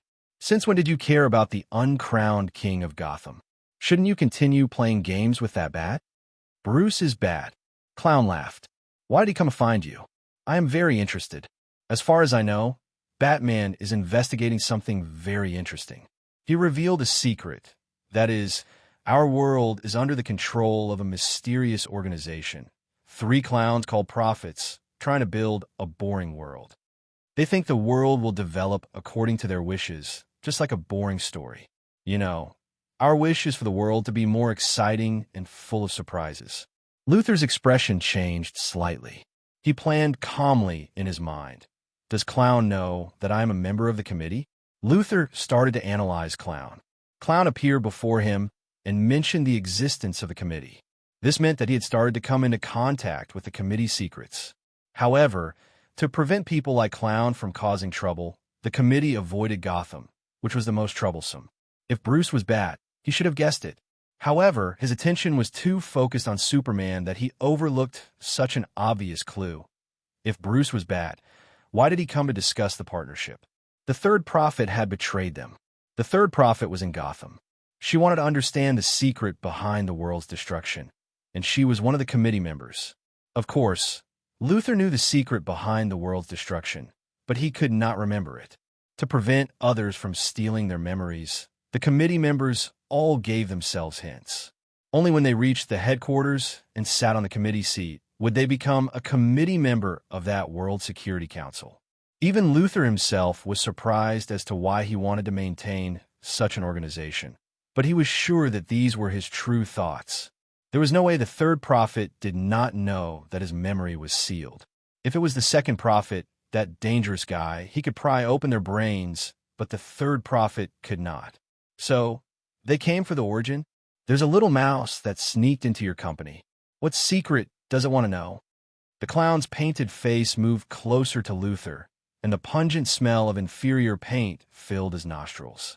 Luther frowned. This has nothing to do with you, clown. This isn't you, loser. The clown purposely called Luther by the wrong name. He said provocatively, "You used to be a pitiful character among the masses. You were a well-dressed, righteous person, so disgusting. It was the arrival of Superman that changed you, turning you into a freak like me. He inspired your ambition, and you were jealous of him." The clown laughed madly. He pointed at Luther and said, "Superman turned you from a boring person into a jealous madman. I understand this kind of thing, meeting a person. He can make your life meaningful. He can help you get rid of those mediocre lives. He can make you whole. That is my nemesis. Madness is like gravity. All I need is a gentle push. Superman is that gentle push." Luther revealed a sarcastic smile. "You really are a complete madman. You want to know everything. Fine, I will tell you everything. I remember the second prophet's evaluation of you. When he was judging who in this world could pose a threat to the survival of the world, someone mentioned you. He said that the clown is a complete madman. His nature is chaos, and he will probably destroy the world. The second prophet only replied that the clown does not have the ability to destroy the world. He is just a clown. Chaos exists outside of order, extreme chaos. The clown is just a clumsy imitation of chaos. He is just a human imitating chaos. What's so scary about madness and chaos? I've seen many of them. The clown is in chaos, but he does not have chaos itself. Because if he did, he would become chaos itself. He looks crazy and seems to want to hurt everything, but he only uses fear to control people. Just like someone said, what we are truly afraid of is fear itself. He can find your weaknesses and defeat you one by one, but so what? Batman can also find your weaknesses. The only reason the clown is stronger than Batman is because he has no principles. Believe me, my bottom line is much lower than him. Because the clown's actions have their own internal logic, and I don't. Madness is also a kind of internal logic, but the things that the prophet does can surpass all logic. A strange smile appeared on the clown's face, and a gun was pressed against the back of his head. Someone behind him said, "The second prophet asked me to say hello to you on his behalf." Luther sighed with emotion. Can your madness suddenly make a super scion from planet Namek appear in the void in front of us? The clown smiled slightly. Do you think death can frighten me?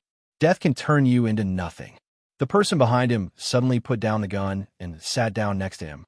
Time was tight on my way here. Can you give me some barbecue? The man had a bearded Mongolian face, and his expression was very calm. My name is Khan. Death can't bring anything. What causes fear is always fear itself. Death is a zero. It can make everything meaningless. Clown, I know you. You can always use various reasons to make people not kill you. Most of them are *T reasons like, if you kill me, you will become me.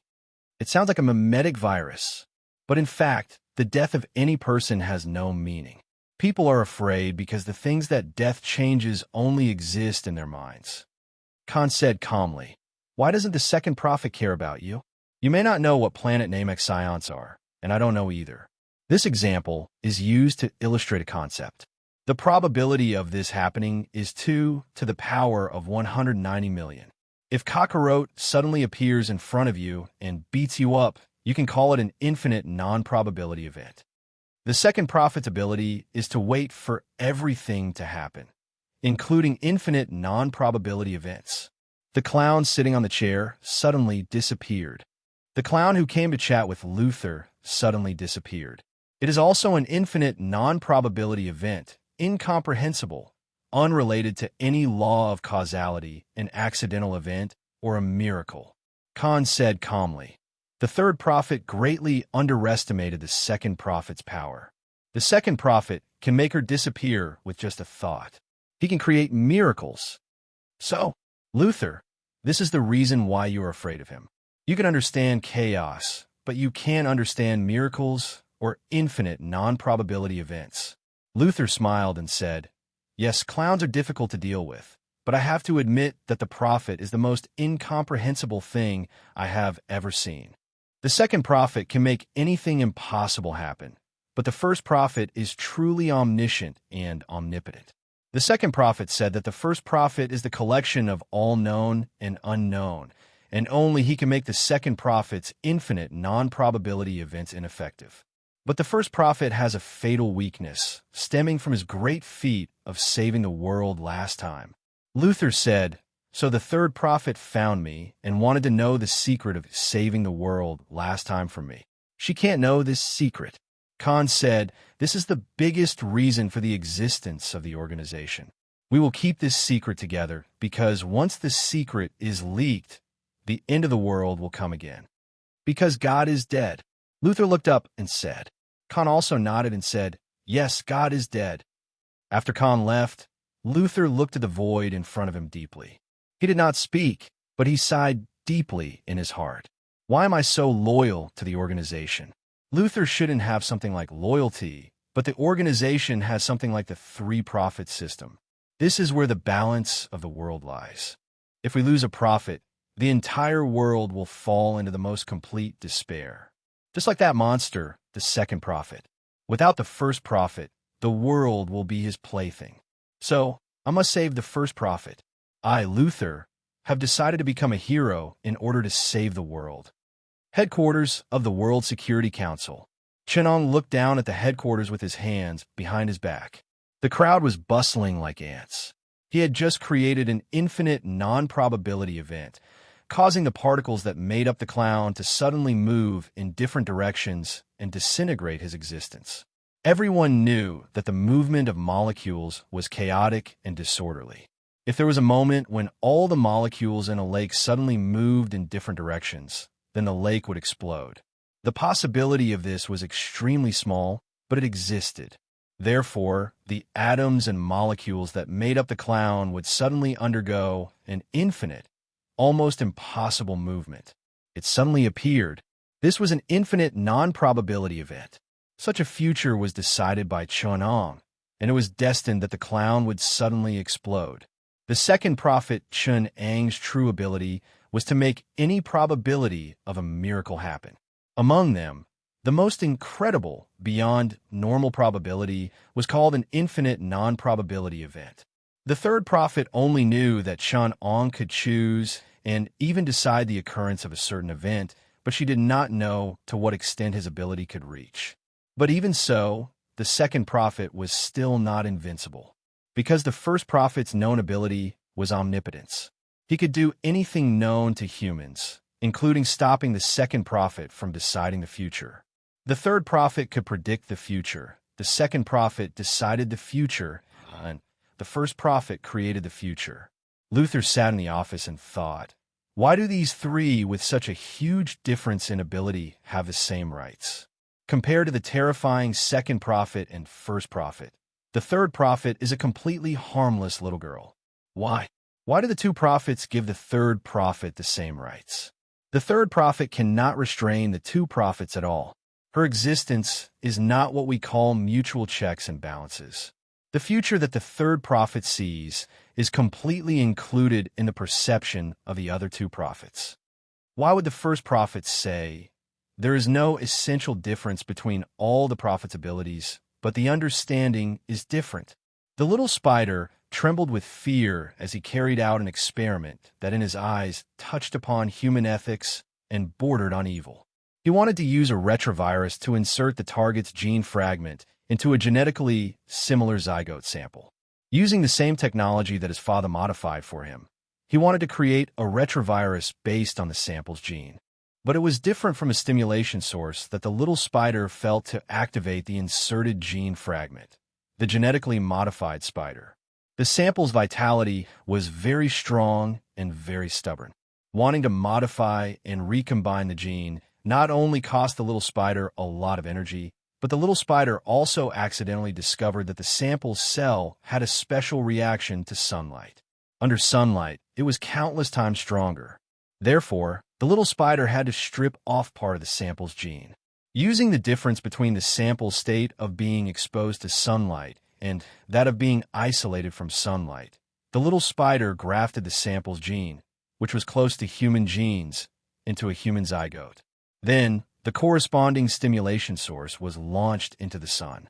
In this way, in a sense, the human who had cloned the sample's gene would activate the hidden gene after being exposed to sunlight. This kind of technology was actually a copy of the little spider's own superpower technology. It was not a complete clone at all. Instead, it was the creation of a human with the sample's gene expression. In other words, the little spider's own superpower receptor, the spider, was replaced with the sample, which was Superman. This was actually a half-clone.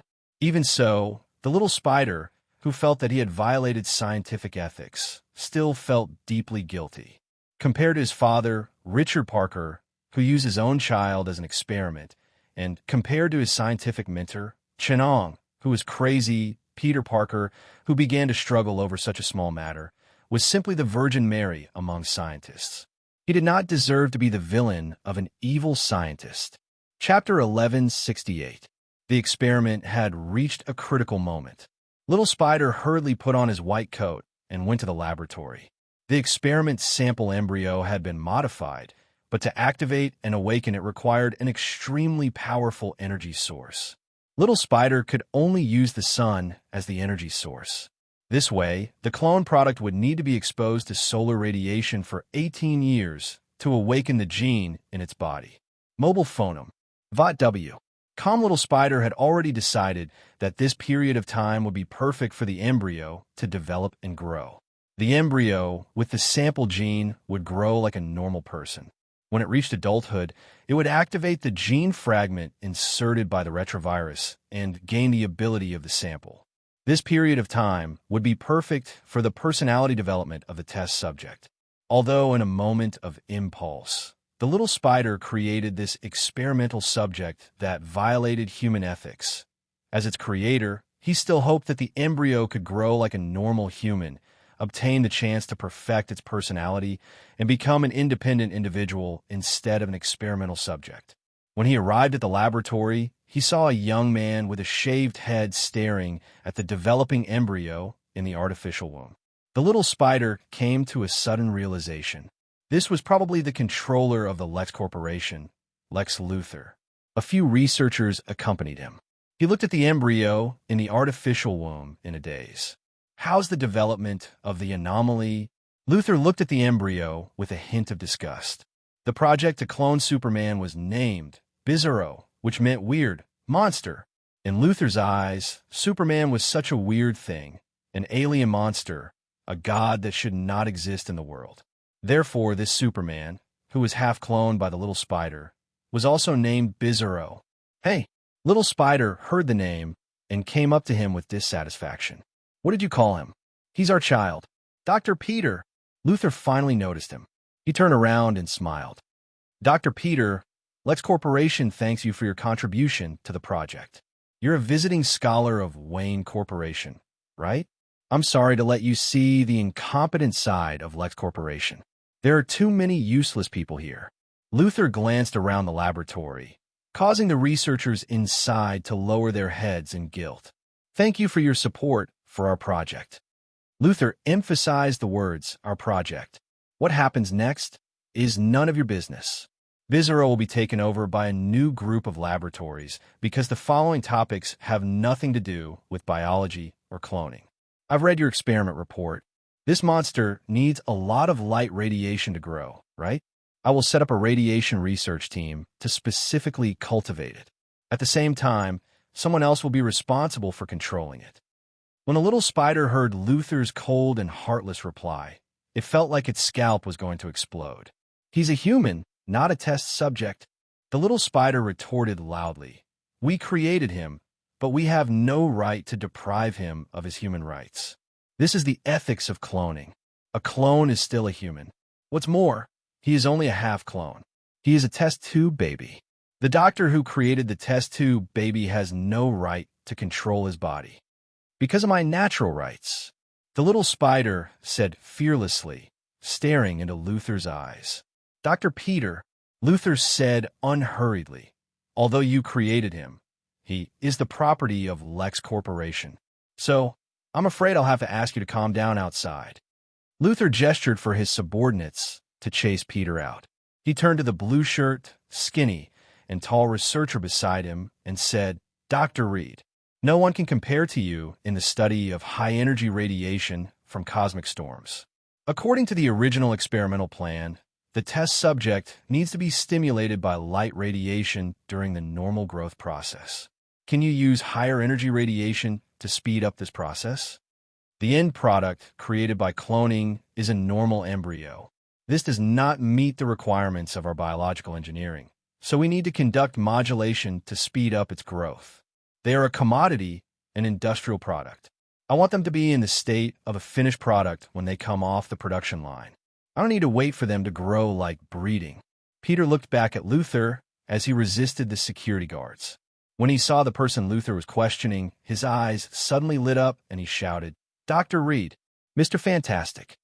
When he saw that Reed only looked up at him in surprise, there was no sign that he knew him. The little spider cursed under his breath. "Damn parallel world counterpart. Does he know me?" Reed asked, puzzled. A light flashed in Luther's eyes. He glanced at Peter and smiled. "He is the person in charge of this project. We are communicating with a Wayne Group scientist. He is a guy who's been brainwashed by scientific ethics and doesn't understand the meaning of what we are doing now. Dr. Reed, you're famous in the group. It is normal for him to have heard of you. But I heard him say something about Mr. Fantastic." Reed scratched his head and said, "I think I have heard this name before." Luther changed the topic. "Dr. Reed, when is your wedding with Dr. Sue?" "It should be next month, but I have a strange feeling," Reed said hesitantly. "It is not about Dr. Sue, but I have a feeling that the two of us have never really understood each other. We are like the most familiar strangers. This should be the fear before the wedding, the turmoil before the wedding." Luther joked, "Reed, I need you to create a machine that can emit high-energy radiation to activate the genes of this embryo. It is our only weapon to counterbalance the alien monster who thinks of himself as a god. When the whole world is cheering for this god, only we see the crisis. He will bring disaster to this world." Although Reed still felt strange, and the ethics of science were not completely unaffected by him, Reed was different from the little spider. He was more confident, or rather, proud of his own intelligence. When he did what he thought was right, he would ignore some moral issues. Reed was a pure scientist. The scientist part of him was even more than the hero part. Therefore, he was also crazier. Every scientist had a crazy gene in them. It was not without reason that mad scientist villains had flourished in the multiverse. The smarter and more outstanding they were, the crazier they were. When Reed went crazy, he was definitely more terrifying than the clown. For example, he would open up the skull of Tony Stark. The little spider hurriedly contacted Bat and the Prophet. In the video call, he said in annoyance, "Everyone, I may have made a mistake." Chapter 1169. Wearing a pair of black leather gloves, Bruce Wayne flipped through the series of documents that the little spider had brought. The documents with the words Lex Group and Top Secret were filled with professional jargon. If Bruce did not have a few tricks up his sleeve, he might not even be able to understand the information recorded here. However, Bruce was indeed one of the smartest humans in the world. As he searched for the information, he deciphered it and forced himself to finish reading it. "Please Baidu search." The little spider sat across from him guiltily and looked at the Prophet and Bruce. The Prophet did not read the documents. It did not matter to her. She only needed to read about the future to figure out the problem. Therefore, the The prophet glared and pretended to be serious to scare the little spider. The little spider sat on the chair timidly. When he saw that Bruce was about to finish reading, he said, "I might have made a big mistake." Bruce put down the documents. "You were right. This project is indeed the biggest secret of Lex Lab. The other projects are obviously not that important. Only this cloning project is Luther's main focus." The prophet pointed at the table. "So you helped him finish it?" The little spider answered embarrassedly, "I was just being impulsive. Their train of thought was obviously wrong, and they went astray. I just wanted to remind them, then you accidentally became the leader of the project, and you led these people to complete this impossible project?" The prophet joked, "You sure are something. If this project is origin," the bat gestured, "then the embryo is the key. You plan to gradually activate the recessive genes of the embryo and let it grow like a normal human. But Luther rejected your plan. He wanted the embryo to mature as soon as possible. I investigated Dr. Reed. He was a genius in university. After graduation, he worked for Lex Corporation. He was a genius in science, and he had a girlfriend from university named Sue. But a few years ago, around the time of the accident at the Heart City lab, about 3 months ago, Dr. Reed disappeared. His girlfriend, Sue, called the police. After the incident in Heart City, he returned to the Lex Corporation. The little spider was puzzled. "You mean he participated in the experiment in the Heart City?" What puzzled me was that this key figure, who was obviously involved in Origin, did not join the cloning project after returning to Lex's laboratory. Instead, he began to study astrophysics with the support of Lex. Until today, he became a radiation expert, leading the radiation stimulation cultivation of human clones. Maybe it's an exchange of benefits or something. The prophet did not care about this unreasonable point. We can confirm that Origin started from the accident in Heart City a few years ago. After that, Origin was moved to Lex Laboratory. But we are not sure what Origin is. Only one person in Metropolis knows what Origin is, and that is Luther, the prophet. "Don't ask me." The prophet shook his head and said, "I couldn't see the experiment accident in the Heart City. That accident created a superhuman who could travel at the speed of light. When the accident happened, a superluminal particle storm formed in the Heart City's cutting-edge laboratory. Even the prophet couldn't see what happened inside." The prophet hesitated for a moment. "At least I can't see it.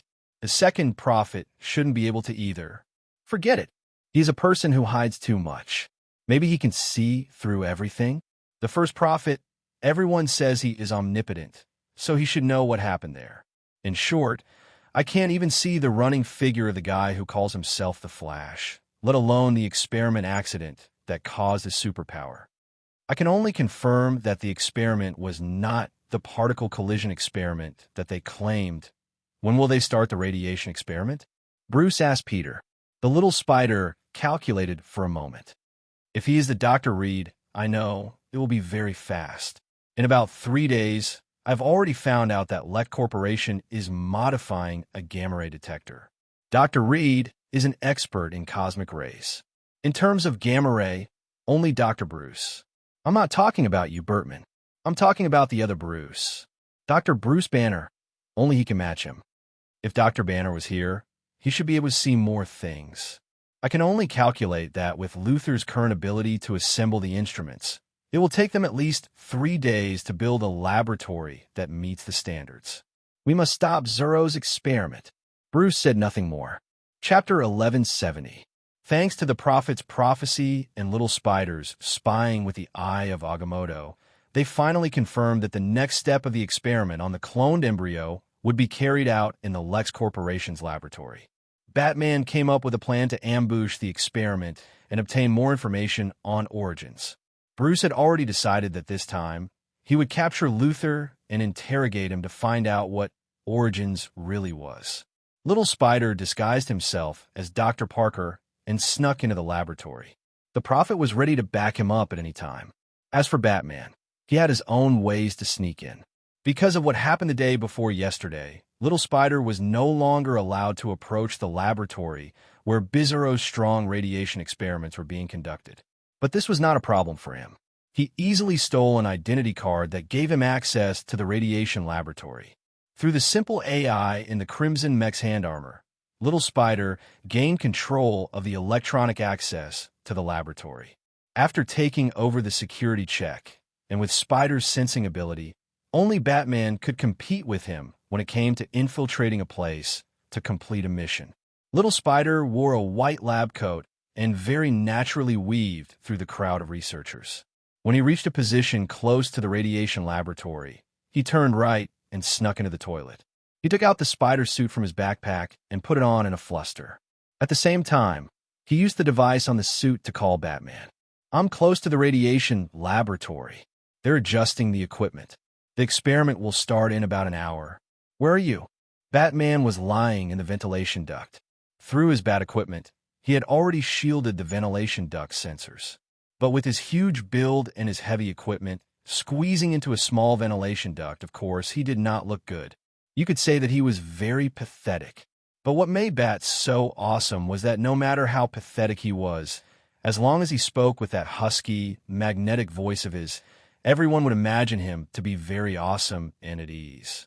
It was just like how James Bond had to climb into the sewers to get close to the information. He stank all over, but in everyone's mind, he was always dressed in a suit and looked like an elegant British gentleman. 10 minutes later, begin the next step. Bat did not answer the question of where he was, and simply gave the order. At this time, Luther brought Reed to the ventilation duct where Bat was lying. Bat's eyes narrowed, and he took out a small bat-shaped vibration sensor from his back. The sound received by the device would be transmitted to the headphones in his ears. "Dr. Reed, congratulations on the success of your experiment." Luther elegantly picked up a glass of champagne. Dr. Reed waved his hand and refused. "Sorry, I don't drink during experiments." Did Dr. Parker create the experimental subject, Bizarro, on his own? Luther nodded and said, "Yes. Unfortunately, he is a stubborn ethical person." Dr. Reed sighed and said, "Dr. Parker can be said to be a genius in the field of cloning and retroviruses. To this day, I still haven't been able to understand some of his theories and technologies. He used a semi-cloning method to insert sample gene fragments, and even used quantum communication technology to use the sun as a signal amplification device and energy source, releasing electromagnetic waves with special frequency radiation to slowly activate Bizarro's invisible genes. The clone body created this way is a normal and healthy life form. Using gamma rays to stimulate Bizarro's growth is a dangerous and wrong method. Dr. Parker hoped that Bizarro is a complete life form." Luther said lightly, "But Lex Corporation does not need a complete life form. We need a weapon to control it. This world already has a complete extraterrestrial life form. We do not need a second inferior copy. There can only be one God in the world." Luther said with disdain, "Lex Corporation will not create a second one. So, Bizarro will be a super soldier, a weapon of war, a preventive measure." Luther pointed at the embryo under the gamma-ray detector. As expected, Bat thought to himself, Bizarro is a clone of Superman. They want to use Superman's power to create an army, a powerful military force. Luther, who was below, complimented Reed. "Dr. Reed, you only used 3 days to understand Parker's cloning technology. You are the real genius." Reed shook his head in surprise. "No, 3 days is more than enough. If I can't figure it out in 3 days, I won't be able to figure it out no matter how much time I have. I only figured out some of Dr. Parker's simple biological technology. As for the real core, the retrovirus, I have yet to figure it out. Dr. Parker is no less of a genius than I am. Also, I feel that his technological thinking is somewhat familiar." Reed frowned. "I feel like I have overlooked something."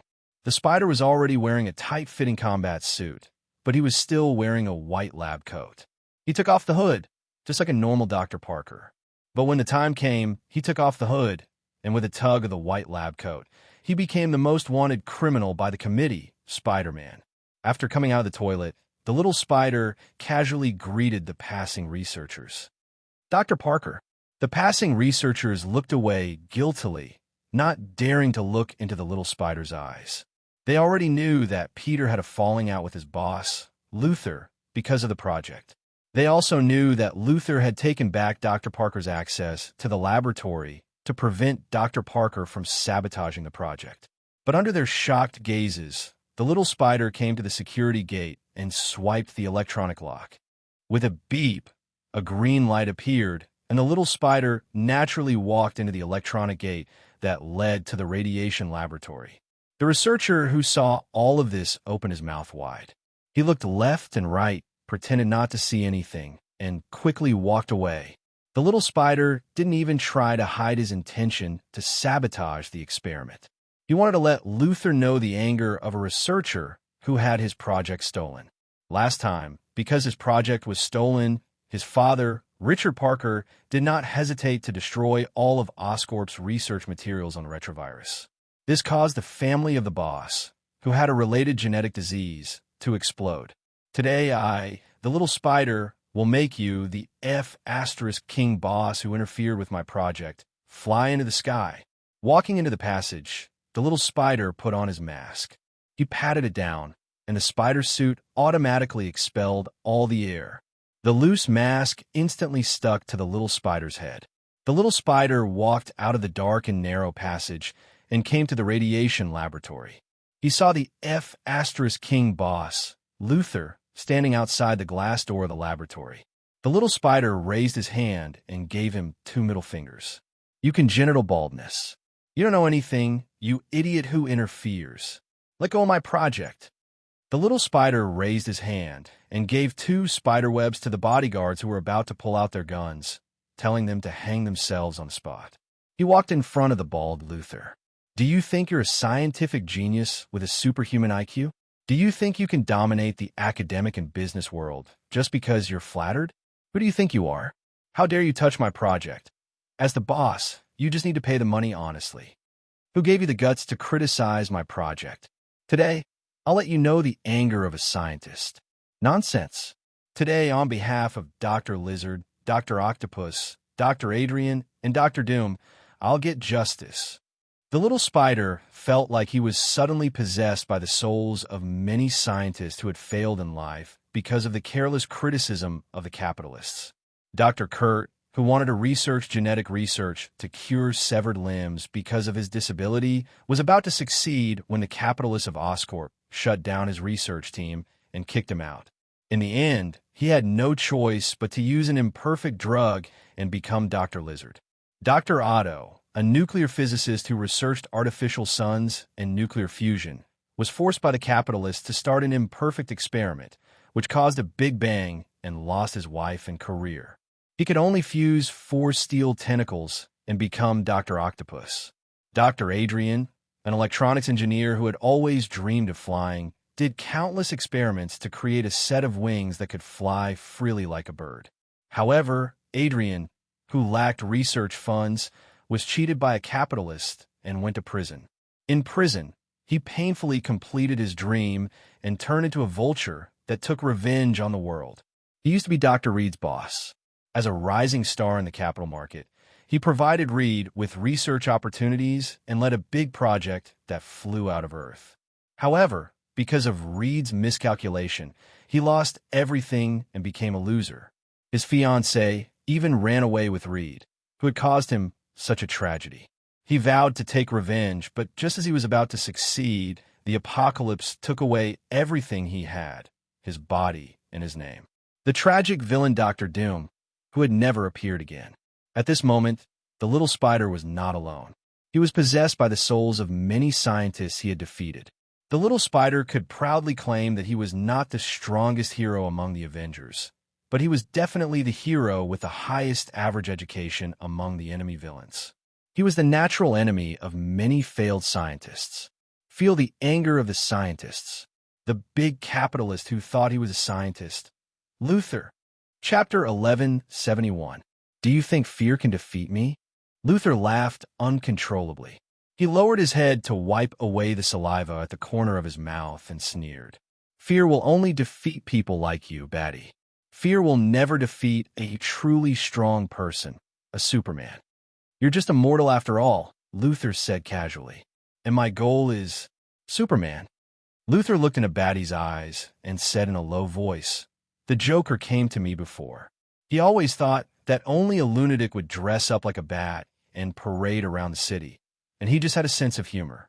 He told me that the lunatic who called himself Batman became Batman because of fear. One night, when he was still a child, in a dark alley where a violent incident had just occurred, he brushed against the shadows of a bat flying past the dim street lights. This will become the nightmare of his life. This is the origin of Batman. In a sense, you're a pitiful person who has never been able to walk out of the shadow of his past. So don't talk to me about fear." Luther laughed. "Because I'm fearless," and Luther smiled like a crazy clown. "You've been tricked." Batman suddenly felt the hairs on the back of his neck stand up. His combat instincts from fighting crime for a long time and risking his life made him feel alarmed. Batman's body made the most correct instinctive reaction. He lifted Luther to block his vitals, tried to use Luther to protect his back, but the enemy's attack was too fast. A figure wearing a dark blue uniform and the same red skin as Superman flashed by. A punch landed on Batman's back. He was as fast as Superman, but he didn't have Superman's mercy. After the ruthless and accurate Bizarro made up for Superman's weakness, his threat skyrocketed. Batman didn't even have the chance to dodge. His spine made a crisp sound as Bizarro's punch broke it into 3 parts. Batman was sent flying by the red and blue shadow's punch. He slammed into the wall and collapsed. He tried to struggle, but the broken spine caused him to lose control of his lower body. Even with Batman's strong will, he still couldn't go against the material foundation of his body. There was only one person who could ignore the state of his body with the will of a human, and that was the master of psychic abilities among mutants, Professor X. The little spider was stunned by this sudden turn of events. He did not manage to save Bat in time. Just as Bizarro was about to finish him off and send Batman exploding into the sky, he used the Holy Shield's special high-strength spider silk to trap Bizarro. The crimson glove flew out of the little spider's hand and automatically attached itself to the paralyzed Bat's hand. Carrying Bat's body, it flew close to the ground and flew away. The small spider moved forward to entangle Bizarro. He looked at the child that he had created. Bizarro did not look human at all. His body and face were pitted and full of charred scars and festering wounds from the intense radiation. His skin was a deathly gray, as pale as a dead man's. There was no life in him. He wore the same uniform as Superman, but the S on his chest was reversed. It symbolized Luther's definition of him, the opposite of Superman, a poor imitation and biological weapon. The little spider was completely dumbfounded. He exclaimed, "How is this possible?" The prophet clearly saw that you would only carry out the next step of the experiment today. "Yes." Luther crawled up from the ground and said fervently, "You have a prophet, and a prophet knows everything. But do you think I don't know that you have a prophet? Do you think I don't recognize that you are the wanted criminal who kidnapped the 3rd prophet? I have been pretending to know nothing just to wait for an opportunity. Only a prophet can deal with a prophet." The little spider suddenly understood. Luther smiled like a clown. Perhaps the curse was real, and anyone who killed a clown would eventually become a clown. The 2nd prophet had killed the clown from afar, so the clown's spirit had been transmitted to Luther, who was closest to him. Or perhaps it was just Luther's crazed side that had shown up, because craziness was like gravity. All you needed to do was give it a gentle push. Yes, only a prophet can deal with a prophet. A figure walked out from the shadows. The 3rd prophet was misled. Of course, it was done by me, the 2nd prophet. It was Chenong. The little spider looked at the very familiar Professor Chun, the commander of the Holy Shield, the insurance investigator, Chenong. For the first time, he felt a huge shadow behind Chenong, enveloping him and encompassing both worlds. Not good. I have to save the prophet. The little spider remembered that the unarmed 3rd prophet was waiting for him outside. But Luther would not let him escape. Bizarro broke free from the spider's silk and stood up. He floated in the air and stared at his creator and nominal father, Peter Parker. 2 extremely cold rays shot out from his eyes. The rays that were close to absolute zero could freeze the movement of all particles in the universe, and the speed of the rays was close to the speed of light. Just this move alone could kill most heroes in the Justice Alliance. As an agile hero, the little spider was completely restrained by the rays. Just the freezing air in the area was enough to freeze him. At this critical moment, a golden flash of lightning flashed. Spider-Man disappeared from where he stood. A hero wearing a dark red uniform with a golden bolt of lightning on his ears and chest placed the little spider behind Bizarro. The little spider was still in shock and thanked him. Barry the Flash said shyly, "Don't thank me. It was Bat who asked me to watch you and prevent accidents from happening." Just like now, Barry smiled bitterly. "I don't want to fight Superman again, even if he's a fake." As he said that, Barry touched his face in guilt. He could not forget the time when he was dealing with Superman. Superman had punched him in the face while he was in the state of seraphic speed. As it turned out, Superman could hit him while he was in the state of seraphic speed. Whose clone is Bizarro? Parker sensed that something was wrong. "It seems like you all know his father." "Don't say that, or else Superman will be angry." Superman is good at everything, but he is not very tolerant of people who are too similar to him. He would not think of himself as the father of this monster. Barry said, "I have to call Superman over. Only Superman can deal with this monster." The little spider said sadly, "I'm sorry. I didn't think things would turn out like this." Everyone present, including Luthor himself, thought that Bizarro was an emotionless killer, a biological weapon, a tool of war. But only his creator, the little spider, realized that Bizarro was not emotionless. The little spider had just realized that although Bizarro's rays were scary, they were not fatal. He was being merciful to his creator. Under Bizarro's zombie-like appearance, in his indifferent eyes, the little spider keenly sensed a trace of emotion. Although Bizarro was catalyzed and his emotional system was not fully developed, it did not mean that he did not have it. The little spider was trying to think of a way to wake him up so that he would not be used by Luthor. Chapter 1172. Little Spider instantly thought of the key to breaking out of the situation. He said to Barry, "Batman is outside. Protect him and leave this to me." Barry hesitated. "Can you do it?" Little Spider shrugged and sighed. "Why don't you do it?" Barry instantly disappeared, and his voice came from the empty space. "You deal with this monster. I'll protect Batty and find you reinforcements. This is the Metropolis. Nothing can escape the eyes and ears of Superman. Superhuman is here." Little Spider urgently adjusted the other modes of the suit that had mass destruction. Although this suit had been given to him for many days, Little Spider had only used the non-lethal weapons on the surface, such as the electrified spider silk or the spider launcher. He had never used the weapons of mass destruction installed on the Holy Shield. "Please, Baidu." Little Spider frantically dodged the beams of cold light that shot out from Zorro's eyes as he operated the suit. Nuclear mode. An option with a radiation warning symbol appeared on the light screen projected from the arm of the suit. Little Spider hurriedly turned it off. "Not this." Antimatter mode. The little spider used a strand of spider silk to block the ceiling of the laboratory. He kicked off the ceiling with both legs, and his whole body bounced up from the ceiling. His back was against the ceiling, and he jumped over Zorro's head. He nimbly kicked off the wall and then rolled into a corridor. Then, he frantically ran out.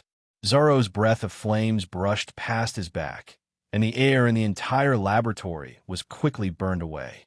Seeing the oxygen level in the radiation laboratory rapidly decreasing, the faces of his subordinates turned purple, and they were about to suffocate. Luthor hurriedly ordered Zorro to stop. He punched Zorro's lower abdomen and said angrily, "Go after him." While running, the little spider chose antimatter mode. "I've never tried this before. How do I use it?" Just as he chose antimatter mode, Little Spider noticed that the color of his uniform suddenly changed. The original blue and red uniform suddenly became a striking scarlet mixed with some black. This striking color was common in the natural world, including spiders. Most of them were poisonous creatures that acted as a warning to other creatures. Thus, it was also known as the warning color. At this time, the small spider's red and black uniform was the alert color of the black widow spider. It was the color of a highly venomous species of the black widow, the Australian venomous redback spider. It looks cool, but I still don't know how to operate it. The little spider complained as it ran for its life. User's voice request detected, voice sprint detected, activating auxiliary AI, activating teaching mode. After the user learns how to operate antimatter mode, he can use the command to turn off teaching mode to turn off the auxiliary AI. An electronic voice suddenly rang in the headset of the combat suit. The little spider was stunned. He hesitated for a moment before saying, "Hey, I didn't know you were in my battle suit. You really hid yourself well." Information related to the auxiliary AI exists in the Spider Battlesuit's user manual. Seeing that the small spider was speechless, who told him to rely on the fact that he participated in the development of his own battle suit. Ever since he received the battle suit, he had never flipped through the user manual. The area of artificial intelligence wasn't handled by the spider sensor team that the small spider was in, so who knows when it was integrated into the system. The spider wasn't Batman.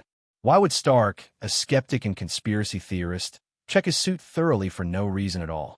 An extremely cold ray brushed past the small spider and almost hit him. Only then did the small spider come back to his senses. He shouted, "Don't talk so much. Hurry up and activate the weapon." Antimatter destruction cannon charging activated. When the small spider heard such a horrifying notification, he didn't even care that Zorro was still chasing after him. He shouted, "Don't use this. Is there anything with less lethality?" The auxiliary AI paused for a second before continuing. "Stop activating antimatter destruction cannon. Activating anti-electron neutrino high-energy photon beam." The small spider could not see his own face. 6 green compound eyes suddenly appeared on the red and black mask that was originally quite cool. The 6 green compound eyes, together with the original Scarlet Eye mask, reflected bits of green fluorescence. Each compound eye was made up of countless tiny eyes. The red and black mask and the 8 green compound eyes that extended from the normal eyes to the back of the head changed the small spider style. He changed from a cool scarlet spider to the second Venom, the Cthulhu Hunter style. These dense compound eyes were laser emitters or antimatter laser emitters. Ordinary laser emitters could not be made too small. Only the antimatter high-energy photon beam was created by the annihilation of a pair of positive and negative electron neutrinos, releasing a pair of high-energy photons. In the case of antimatter being prepared in advance, the equipment needed for this reaction was the simplest. The Ruby laser generator was much simpler and could be made to the size of nanometers, because the most difficult job was how to create antimatter. But the small spider did not have to worry about this because the battle suit was charged, and the antimatter inside had already been created by the Holy Shield. In the projection screen that his eyes saw, there was a battery-like sign, which was the antimatter reserve. A compound I was made up of about 28,000 miniature laser emitters. The workmanship of these laser emitters added up might not be enough to make a qualified Holy Shield high-energy laser emitter, but these compound eyes were made like this for a reason. These were countless precision laser emitters. The principle was a new type of weapon proposed by the SBL, the microphoton interference device. It was also known as the photon beam weapon. A long time ago, scientists discovered that the lethality or destructive power of lasers had nothing to do with the energy level, but was related to the number of photons per unit area and the energy level. The more the laser was constrained, the stronger the lethality. However, too many photons would cause damage to the generator. After reaching a certain magnitude, no other generator could gather so many photons. Therefore, the SBL changed their way of thinking. They adopted the principle of solar stoves. Since they couldn't make a concentrated laser, they could make use of the fact that light traveled in a straight line to gather the scattered lasers into a focal point. This was the same principle that most people used to burn ants with a magnifying glass in their childhood. However, the simple principle of burning ants produced 2 major weapons of the SBL, the stellar focal length weapon and the photon beam weapon. The The stellar focal length weapon was an extremely large lens placed in front of the star to burn ants, planets. The photon beam gathering weapon, on the other hand, used a minimized laser emitter. In the minimized laser emitter, small and high-energy photon beams were created. Then, the AI was used to fine-tune the laser emitter, and finally, all the photon beams were gathered at a focal point. Because the photon beam was only a few meters in size, the focus point was only the size of a meter. With so many high-energy photons gathered at such a concentrated point, the destructive power was astonishingly strong. When such dense and active high-energy photons passed through the focus point, they would inevitably collide with the nucleus of the atom at the focus point, resulting in a photo-induced nuclear reaction. Gamma photons with energy greater than a certain amount of interaction with the nucleus of the atom, emitting particles. Of course, there was also the possibility of a nuclear resonance reaction. The incident photons would excite the nucleus to an excited state, and gamma photons would be released when the excitation was de-excited. No matter what, it would produce astonishing lethality. If the stellar focal length weapon was a weapon of mass destruction, then the photon beam weapon was a weapon that targeted an individual with astonishing lethality. Originally, no one developed this weapon because the energy level of this weapon was too high. Why would they spend so much money on a target that could be killed by a single bullet? There was no need for this kind of individual high-energy weapon. However, after the apocalypse destroyed the original universe of the SBL, this situation completely changed. The SBL's revenge required the development of this terrifying weapon that targeted super-powerful individuals. Peter was completely unaware of a series of games and changes behind this. His impression was, wasn't this a laser? He had never thought that he would release a demon that was many times more terrifying than a nuclear weapon. The photon beam gathered at a focus point that was only a few meters wide, and then the 8 compound eyes rapidly changed the trajectory of the laser, forming a line made up of countless such focus points. This line sliced across Zorro's head.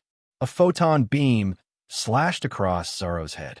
As the small spider stared in shock, Zorro's head fell off.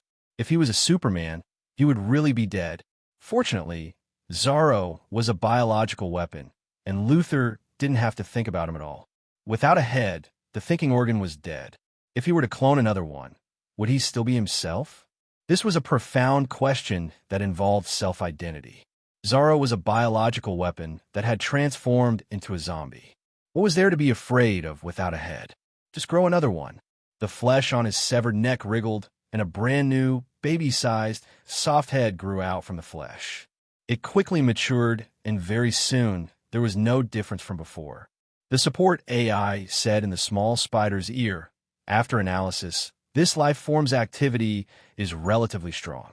Do you authorize the use of a matter annihilation weapon? Only half of the antimatter reserve is needed to annihilate the basic matter that makes up this life form. The large amount of energy produced can also be used to recharge the combat suit and activate antimatter mode too. The small spider instinctively refused. No. He hesitated for a moment. Let's find his sample mother. Destroy the surrounding magnetic restraints and sound absorption devices. The small spider ordered. In order to prevent the secret of a laboratory from being discovered by Superman, Luther had long ago installed anti-Superman surveillance devices in the laboratory of the Lex Corporation and the place where he was active. Thus, Barry the Flash had completely miscalculated. Even if there was a huge ruckus here, Superman might not necessarily know. The 6 compound eyes on both sides of the small spider's head looked to both sides, and the original laser-emitting device changed to shooting an antimatter beam. After a short while, a violent explosion tore open the dome of the Lex Corporation's laboratory. When the dust from the explosion slowly dissipated, the small spider keenly noticed that, under the cover of the dust, a striking red cloak was fluttering in the wind, making a sound. After the dust settled, an incomparably fit figure with a handsome, angular face that looked like a statue carved by an ancient Greek knife exuded a suffocating hormonal aura. It was unknown how the small spider would react, but Luther was about to faint from suffocation. Chapter 1173. Little Spider looked worriedly at the battle between Bizarro and Superman. Don't worry. That monster can't beat Superman. At some point, Barry had returned to Lex's laboratory.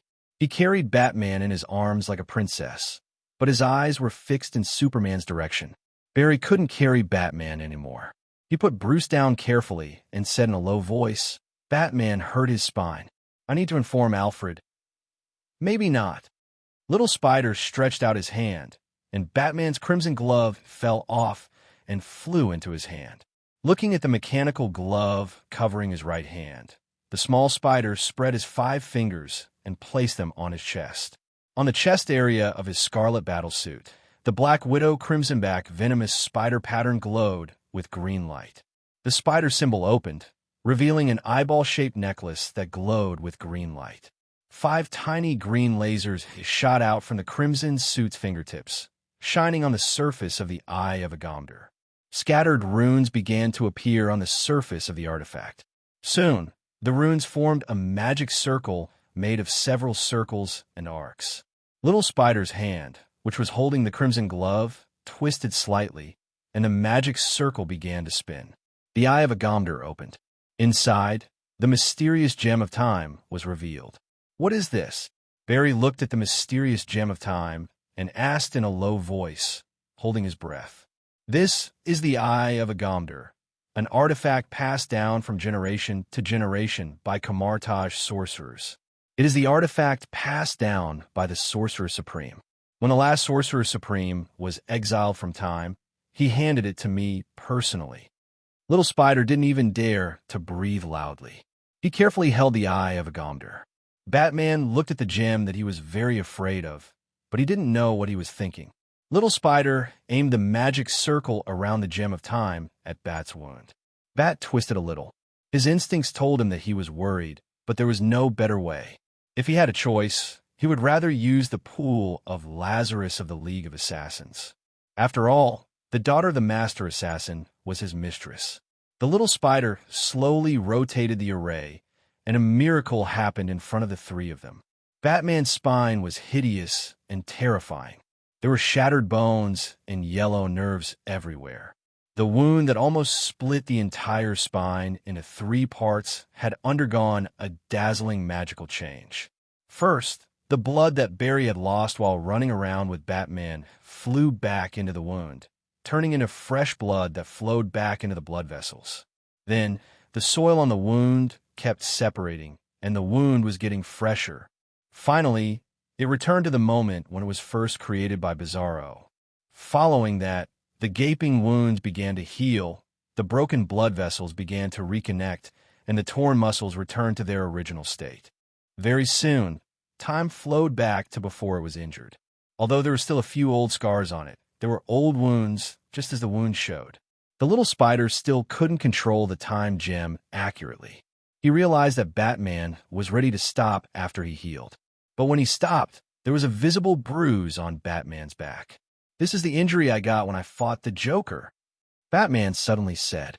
He took a deep look at the Eye of Agamotto on the little spider's chest and buried all his words in his heart. Barry, on the other hand, looked dumbfounded.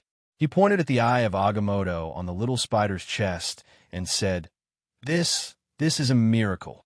Is it a divine artifact created by the ancient sorcerers using the power of lightning speed?" The little spider put away the Eye of Agamotto and shook his head.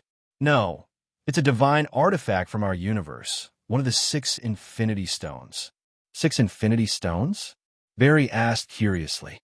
"Yes, 6 gems of different colors." The little spider answered absent-mindedly as he tried to look at the battlefield.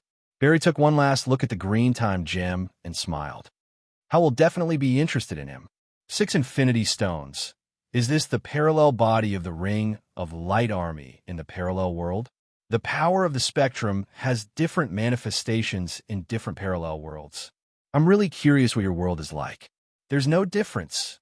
It's the same group of heroes, some criminals, and a world of constant danger. The little spider shrugged.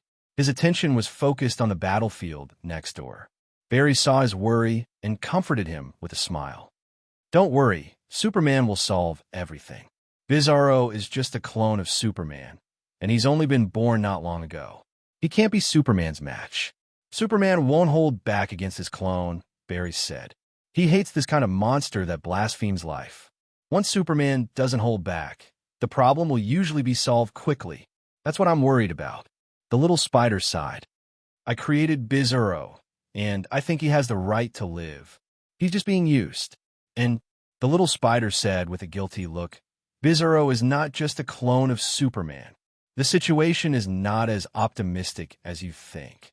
As they spoke, they felt an earth-shattering tremor. Fortunately, the Lex Corporation's laboratory personnel had been evacuated, and the few present had the means to protect themselves. The three of them looked at the center of the battlefield. It had become a ruin, and a huge pit had appeared in the center. Superman, wearing a red cape, was floating above the pit. Bizarro was lying in the pit, looking at Superman above him, expressionless. Seeing Bizarro's hideous face, the lifeless gray body, and the zombie-like life form, Superman looked at this life form that was very similar to himself, and a wave of disgust appeared in his eyes. He hated how humans trampled on life for power, and hated how humans tried to copy his actions and creations. Superman floated above Bizarro's head, his eyes ready to shoot out rays to completely erase this ugly clone of himself. Bizarro turned his gaze to the side. Luthor did not care that Superman had easily defeated the weapon he had created, because in his heart, Bizarro was just an imperfect product, just a prototype of a successful idea. One day, he would be able to create a clone that was stronger than Superman. Bizarro's plan would continue to advance, and soon, there would be Bizarro 2 and Bizarro 3, an imperfect product that had just been finalized. Its only value might be to collect data from the battle with Superman. Bizarro crawled up from the ground with great difficulty. His body began to rapidly grow flesh, healing the wounds that Superman had created. Bizarro was a quiet person. He was a product created in a laboratory, catalyzed by strong radiation. The radiation had ravaged his body, turning him into an ugly creature.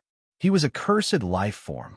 Little Spider did not tell anyone about Bizarro's secret, which was that the retrovirus could not replicate all of Superman's genes. It could only insert fragments of genes, so Bizarro was destined to be incomplete. Little Spider speculated that after he was created, there was a high possibility that he had a problem with his intelligence. His brain development was a serious flaw. Little Spider could not have given birth to such an incomplete life form. So he used some information from the Crimson and some things that he had learned from the Holy Shield to supplement Bizarro's genes. Those things were Steve Rogers' modification information, a part of the formula for Superman's blood serum. Therefore, Bizarro was not an inferior clone of Superman, but an evolved body that could possibly surpass Superman. Luthor also did not know that he could never create another Bizarro because he did not have the information in the Little Spider's hands. What he created was the inferior version. Superman's eyes shot out a powerful heat beam, and the temperature instantly reached hundreds of millions of degrees. It could almost evaporate any substance. Bizarro's figure only existed in the powerful heat beam for a few short breaths before disappearing in an instant.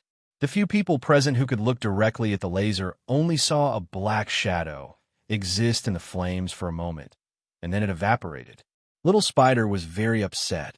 He could not stop it in time, and he hated himself for hesitating just now. No! Little Spider scratched his head. He means no harm. You can't do this. Barry pulled him back and said, Calm down, Dr. Peter. He has been hunting us all this time. He may have been a life form that you created, but now he is no longer a normal life form. It might be a good thing for him to end like this. Little Spider was in pain. He shook his head and said, You don't understand him. If he wanted to hurt us, other than me, no one could stop him. No one could stop him. He had failed not because he was weak, but because he was unwilling to attack his creator. In his eyes, Superman, and many of the researchers here are his family. Even though he suffered extreme pain since birth, even though he was forced to listen to a villain, he is essentially a kind life form. He had memories when he was still an embryo. I just realized this. Little Spider pulled up the surveillance footage of the laboratory and pointed at Bizarro's figure. When he was fighting with Superman, although Superman was also careful not to hurt anyone, Bizarro was actually protecting the researchers here as they retreated. You can't see emotion in his eyes, but I can be sure that when he looked at me, when he looked at her, when he looked at us when he was still an embryo, when he looked at all of us who surrounded him and taught him common sense, there was warmth in his eyes. He is still a child. You think he is cruel because he does not have the concept of good and evil, but he knows what love is. In the surveillance footage, Bizarro suddenly blocked a piece of rock that was flying at high speed. At first, no one knew why, but from the surveillance footage, it could be seen that this flying rock could hurt a female researcher who was retreating. Little Spider felt terrible. He took a few steps back and said, "I made a huge mistake. I created a life form, but I failed to protect it." Barry shook his head and said, "Dr. Peter, you might have been possessed." Many people have invested too much emotion in their creations. They've turned their imaginations into reality. The reality is that Bizarro has been hunting us down. He's just a life form that's been twisted since birth. You need to reflect on yourself. Why did you create such a twisted life form? Don't defend him. Little Spider said angrily, "I did not defend him." Superman flew down and arrived in front of the small spider. "Did you help Luthor create my clone?" "That's just a young man's mistake," Barry explained to Peter. "Peter, he just made a mistake that a scientist shouldn't make. I think we need to give him a chance. There's nothing wrong with him." Batman also explained, which was rare for him. Little Spider, however, was not grateful for their righteous act. He was still looking at the place where Bizarro had died, as if he still had a little hope. Luthor had already called his lawyer over. Maybe Superman would arrest him and take him to the police station. But for a rich man like Luthor, going to the police station was like going home. He still had to sue Superman for destroying his private property. Superman did not let Little Spider go because of his companion's advice. He stood in front of Little Spider and said, "This child has to pay for what he has done. He has broken a law." Hearing this, the Little Spider's suppressed anger suddenly erupted. He said angrily, "Then are you going to pay for your crime of murder?" Superman did not feel guilty at all. It's not a human. Superman unleashed his super strength, trying to grab the small spider. The small spider's dynamic vision far exceeded that of an ordinary person, but all he could see was a faint afterimage. He was unable to stop Superman at all. But at this moment, a faint, invisible shadow blocked the small spider's path and punched the charging Superman. Chapter 1174. The tattered red cloak fluttered in the air along with the dark red embers. The inverted red symbol was imprinted on the chest of the dark blue uniform. The figure had a body that seemed to be made of iron and steel. The figure had deathly gray skin and a ferocious burnt face. www.va2.com. Everyone could see the figure clearly. It was Zorro. In the direction that Zorro was facing, there was a huge blank space. In the Lex laboratory, which was full of wreckage and broken walls, although it was dilapidated, it still retained its general framework. In the direction that the fist was facing, there was only a huge fan-shaped blank space, like the crater created by the impact of an artillery shell on a battlefield. The scorched soil under the floor was exposed. Superman was lying at the end of the trail, dozens of meters away from the small spider. The bright red cloak could only be seen through the collapsed concrete covering him. The cloak on Zorro's back was dark red, like coagulated blood. The cloak on Superman's body was bright red. Barry's face was full of shock, but Batman could not see his expression, which was concealed by the mask. The small spider's hands trembled slightly. He suddenly stretched out his hand, and Zorro bowed his head. Peter pressed his hand on Zorro's head. He looked straight at Zorro's skin, which had been burned by the strong radiation. He looked at the muscles and the burns that were deep to the bone. "Hurry up and go," Peter whispered. "Leave this to me. I will find a way to cure you." Zorro did not respond. He looked at the small spider deeply, turned his head, and faced Superman again. In the ruins, Superman slowly pushed away the concrete covering his body. His eyes glowed red. Many people insisted that Superman was a demon because when he shot lasers from his eyes in the dark, they looked extremely evil red. Superman stood up from the ruins. He levitated and looked down at Zorro. A strange smile appeared on Luthor's face. He turned to the small spider and said, "It seems that when you created him, you left behind some backdoor that even I did not know about." "I did not," the small spider said solemnly. "Life is not meant to be controlled." Zorro rushed towards Superman. His body created a faint white shock wave from the friction in the air. The huge shock wave shook the entire ruins of the Lex laboratory. Zorro rushed in front of Superman. Both of them had the physique of a Kryptonian, so there was nothing fancy about their collision. It was just a punch and a kick. It was the most violent and direct collision. Batman was proficient in hundreds of fighting techniques around the world, but he still couldn't block Superman's simplest straight punch. However, once one's strength reached a certain level, human techniques would lose their meaning. In the Justice League, Superman was the hero who was the least good at fighting. That was because he only needed to use a bit of his strength to defeat most of his enemies. Most of the time, Superman wasn't thinking about how to defeat his enemies, but how to avoid hurting them.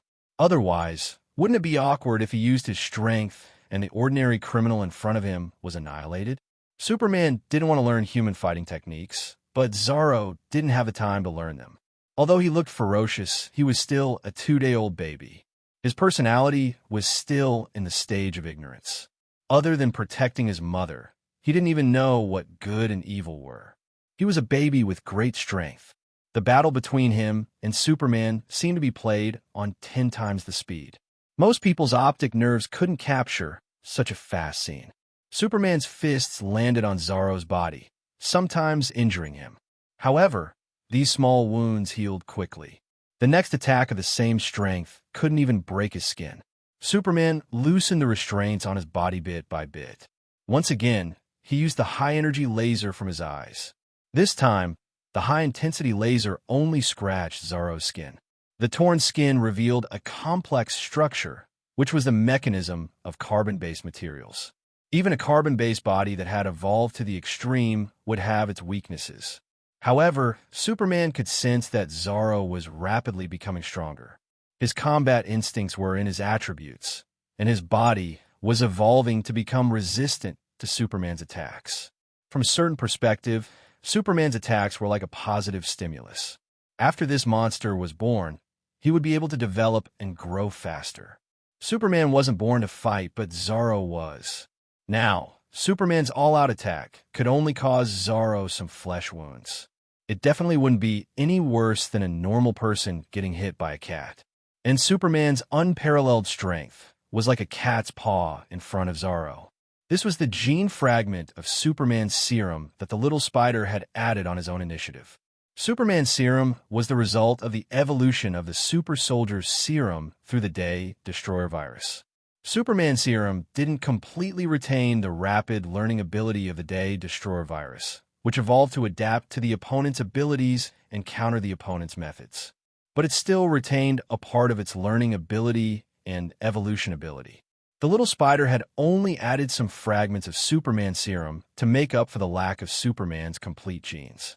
That was why Zorro didn't obtain the complete ability of the Day Destroyer virus, nor could he reach the terrifying power of the symbiosis between Superman's serum and the Day Destroyer virus like Rogers. He only used Superman's blood to evolve from Superman's serum. His ability still came from the man in the red underwear and red cape opposite him. This time, everyone could see it. Superman was at an absolute disadvantage. It wasn't like before, when he was afraid of hurting his opponent, when his hands and feet were tied, and he was at a disadvantage on the surface. Instead, he was at a disadvantage when he went all out. The more Zorro fought, the more relaxed he felt, like an adult hitting a child. Finally, Zorro impatiently grabbed one of Superman's hands. Ignoring the crazy output of Superman's other hand, he forcefully pushed Superman to the ground. The world suddenly fell silent. Zorro used his wide palm to pinch the back of Superman's head like a basketball. He lifted him up and walked in the direction of the little spider. Barry and the others were a little nervous, but not panicked, because Zorro's face didn't have any hostility. The little spider let out a sigh of relief and laughed. Although the process was a little out of control, it's all over now. You guys can take Superman away. I'm going to take the kid away and find a place to cure him." After saying that, he looked at Luther angrily. She dared to meet up with the prophet. The second prophet might be looking for trouble with her. "How do you usually deal with this lunatic?" Peter pointed at Luther in disdain. "Send him to the police station?" The little spider was a little unwilling, but other than this, he really didn't have any better ideas. Zorro tossed Superman to Barry and turned to pick Luther up by his neck. Luther didn't seem to mind. Instead, he laughed nervously and said, "Why are you so serious?" The familiar tone made Batman raise his head warily.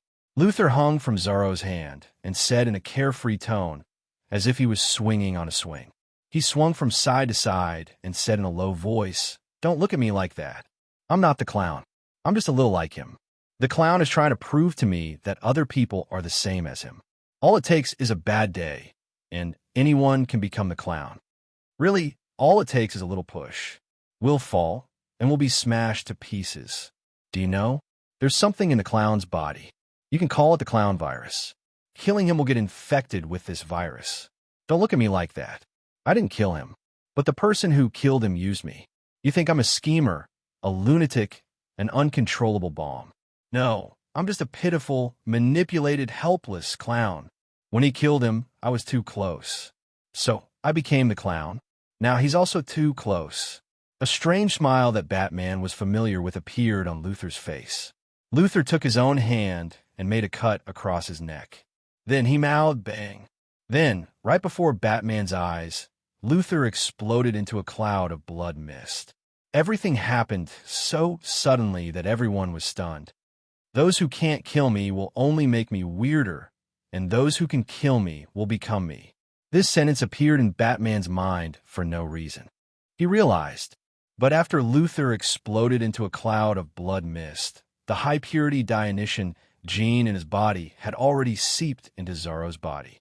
All the clues flashed through Batman's mind. Someone killed the clown in front of Luther without showing his face. The virus after the clown's death infected Luther. Luther created Zorro ahead of time under the cover of the second prophet. The one who killed the clown would eventually become the clown. The clown was a kind of virus. It was contagious and would be passed down. Those who got close to the clown would be infected by this madness, and those who killed the clown would also be infected by this virus. Luther himself could prove that even if the clown was a little closer to him when he died, he would still be infected. Then Zorro was already infected. Luther was a bomb. Someone used him and Peter to create Zorro, then used him as a source of infection, and finally infected Zorro. His goal was to create something with the body of Superman and the spirit of the clown, a true Zorro, weirdo. This person was undoubtedly the second prophet. He had no intention of doing it himself. He only used Luther to create the most terrifying weapon, the most physically powerful Superman, and the most mentally dangerous Joker. Together, they were the most dangerous existence in the world. So, Luther had been controlled by that person from the beginning to the end. He forced Luther to submit, to be able to easily kill the clown, to be able to induce Peter to create Zorro. This person could only be the second prophet. The second prophet didn't even need to show his face to create an extremely dangerous weapon, an uncontrollable bomb. Batman raised his head and looked at Zorro, who was still in a daze and didn't know what was going on. He said in a low voice, "If I'm not wrong, nothing happened to the third prophet. The ones in real danger are us." He looked at the spot where Chun-Ong had appeared, and as expected, he found a projector there. Chun-Ong watched everything through the screen. Chapter 1175. At this time, no matter how slow the little spider was, he should have noticed that something was wrong. On the cell phone, Vot W. He turned around to look at Zorro. Zorro was still standing in the same spot, looking at the little spider. He opened his mouth slightly, as if he wanted to say something, but his bloodless lips only moved a few times. No sound came out. Instead, the corners of his mouth began to twitch uncontrollably. Zorro's eyes were shrouded in a hazy mist. He opened his mouth, and the twitching of the corners of his mouth made his expression very strange. Finally, he shouted for the first time since he entered the world, "Daddy!" "No!" The little spider shrieked. He leapt up and leapt in front of Zorro. Zorro's legs gave way, and he fell to his knees. He grabbed the little spider's hand like a child, but the Dionysian factor was now flowing towards his heart in a hopeless manner. The Dionysus factor was a type of metal that existed in the pool of Lazarus. It could give a person a powerful self-healing ability, but it could also seriously distort a person's mind. The clown's blood contained a large amount of high-purity Dionysus factor. This metal existed in the form of a nanovirus that could change a person's cerebral cortex, causing the infected person's way of thinking to be similar to that of the clown. It was unknown whether the clown had used the Dionysus factor to create this virus, causing anyone who killed him to become him, like a dragon slayer becoming a dragon? Or did the Dionysus factor have this effect, creating the clown? In any case, all of this was meaningless. In a parallel world, Batman, who killed the clown, was infected with this virus. In the end, he only lasted a few days before becoming a new clown. He massacred the entire Justice League and the Bat family, calling himself the Bat of maniacal laughter. But only Batman's willpower could last a few days. Zorro did not even have a personality. He was just a blank piece of paper. A blank piece of paper that could be easily smeared. Batman could last a few days after being infected with the virus, but Zorro only needed an instant. The corners of Zorro's mouth began to curl up. Facing his father, he did not show any expression of pain. Instead, he slowly revealed a smile that revealed the roots of his teeth, an exaggerated, bizarre, and clown-like smile. Zorro laughed slyly. I feel like my mind is in a mess, as if I suddenly know many things. Father! At this time, everyone knew that something had happened. Barry was at a loss. Batman could only stand in the shadows and watch everything unfold. The only thing he could do was to get rid of Zorro after the tragedy, to prevent more tragedies from happening. And the little spider did not know what to do. He held Zorro's head in his arms, and the little spider did not know what to do. Zorro struggled. The smile on his face was distorted by his struggle, making him look even uglier. He looked like he was laughing and crying at the same time. Peter could only clench his fists tightly and watch as the irreversible events unfolded before his eyes. He sang the lullaby that his father, Richard, sang to him when he was young, as if it could soothe the pain of Zorro's struggle. Zorro raised his head from Peter's embrace, crying yet smiling. Father, even though you're wearing a mask, I can still see that you're crying. What's making you so sad? What you want, what you hate. I destroy everything. Zorro began to laugh like a child, innocent, but with an unusually cruel and evil look. He laughed like a child when he tore off the wings and limbs of a bug with an innocent smile. It was a kind of evil that surpassed good and evil, the purest kind of evil. It was a kind of evil that was different from clown, but it was somewhat similar. It was a kind of evil that imposed a cruel personality and an evil moral code on the ignorant and innocent. Is it them? Zorro looked at the three leaders of the Justice League, Batman, the Flash, and Superman. He tilted his head and asked, Are they making you unhappy? Father, they make me angry too, especially that person. Zorro pointed at Bat. He looks very annoying. With that, Zorro disappeared from Peter's arms. He appeared in front of Batman in an instant and tore off Batman's right leg, as if he was tearing off a leg of a toy figurine. In Zorro's hands, the muscles that were as tough as steel weren't much sturdier than the toy figurine. Like a naughty child, Zorro began to laugh without empathy. He stared at the blood gushing out from the base of Batman's leg, the exposed bone of the torn leg. Then, like a naughty child, he began to laugh shrilly. Barry, who was watching from the side, was dumbfounded. He was like a confused little deer, his eyes wide open as he stared blankly at the scene before him. Then, like a child who had just seen a deer, Zorro grabbed him excitedly with one hand. Barry activated his seraphic speed ability, wanting to escape from the clutches of this monster that terrified him. But with the power of lightning speed, Zorro used the red cape on his back to drive Barry into his trap like a hunter. He opened up the red cape and wrapped it around Barry. He grabbed Barry's scalp, his 5 sharp fingernails digging into Barry's scalp. He opened up his 5 fingers like a basketball player grabbing a basketball the size of his hand. He grabbed the back of Barry's head, then impatiently dragged him to the ground and swung him around.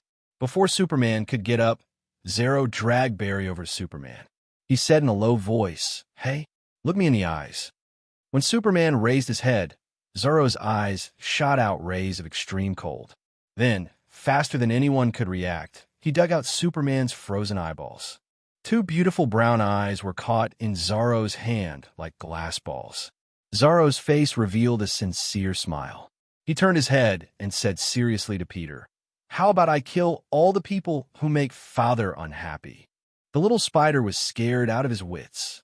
He wanted to stop Zorro, but it was as if Zorro knew he was going to stop him.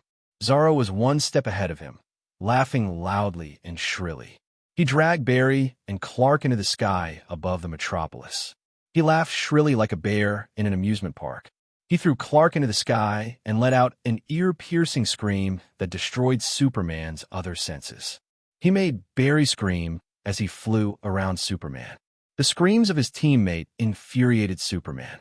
He thought he'd caught hold of Zorro's silhouette, but little did he know that Zorro had purposely exposed him to Superman. Superman spat out an extremely cold breath, wanting to freeze this freshly minted demon, but Zorro only let out a proud laugh before running away. His speed was faster than Superman could have imagined. His screams caused Superman, who had super hearing, great pain. It was like a person with acute hearing was forced to the floor to listen to 100 cats scratching the glass with their claws, or 100 shrews scratching the blackboard with their long fingernails, all the while yelling and cursing nonstop. Superman, who was almost driven to the brink of collapse by Zorro's scream, lost control. Zorro deftly dodged Superman's attack, but he deliberately directed Superman's breath towards the busiest square in Metropolis. Times Square, Superman's icy breath froze everything. Zorro happily flew over the square, like a child squashing ants. He excitedly smashed the frozen passersby into pieces one by one. He cheered. He used Barry to smash the people who had been frozen into ice sculptures. Barry wanted to break free in anger and fear, but Zero was like a demon, paying attention to Barry's expression. When he noticed that those people were causing Barry even more pain, he specifically smashed them into pieces. He flew up and pressed the pained and guilty Superman into the pile of cold corpses. He raised Superman and announced in all directions, "This is your hero, Superman." He killed everyone here. He forced Barry to swallow the ice with the flesh and blood of the corpses in his mouth. Poor Barry vomited in disgust. The little spider swiftly traversed 2 streets with its web before it found Zorro. He was screaming and spitting out plasma, his breath burning the citizens of the metropolis to death like ants. When he saw the little spider, Zorro was like a child who had gone crazy from playing. He was excited and couldn't wait to escape from his parents' control. He was prepared to fly to another place and fight with the little spider. The little spider, who saw all this, was in extreme pain. He reached out with his dark red glove to activate the time gem on his chest, and then stopped time. Zorro flew slowly in the place where time stopped. When he saw the little spider, his face showed a trace of fear. It was the fear of a child. The little spider aimed the time gem at Zorro, his palm pressed against the magic circle formed by the huge green magic energy. With his other hand, he took off his mask. His young face was already covered in tears. The little spider sobbed and said in a low voice, "I'm sorry."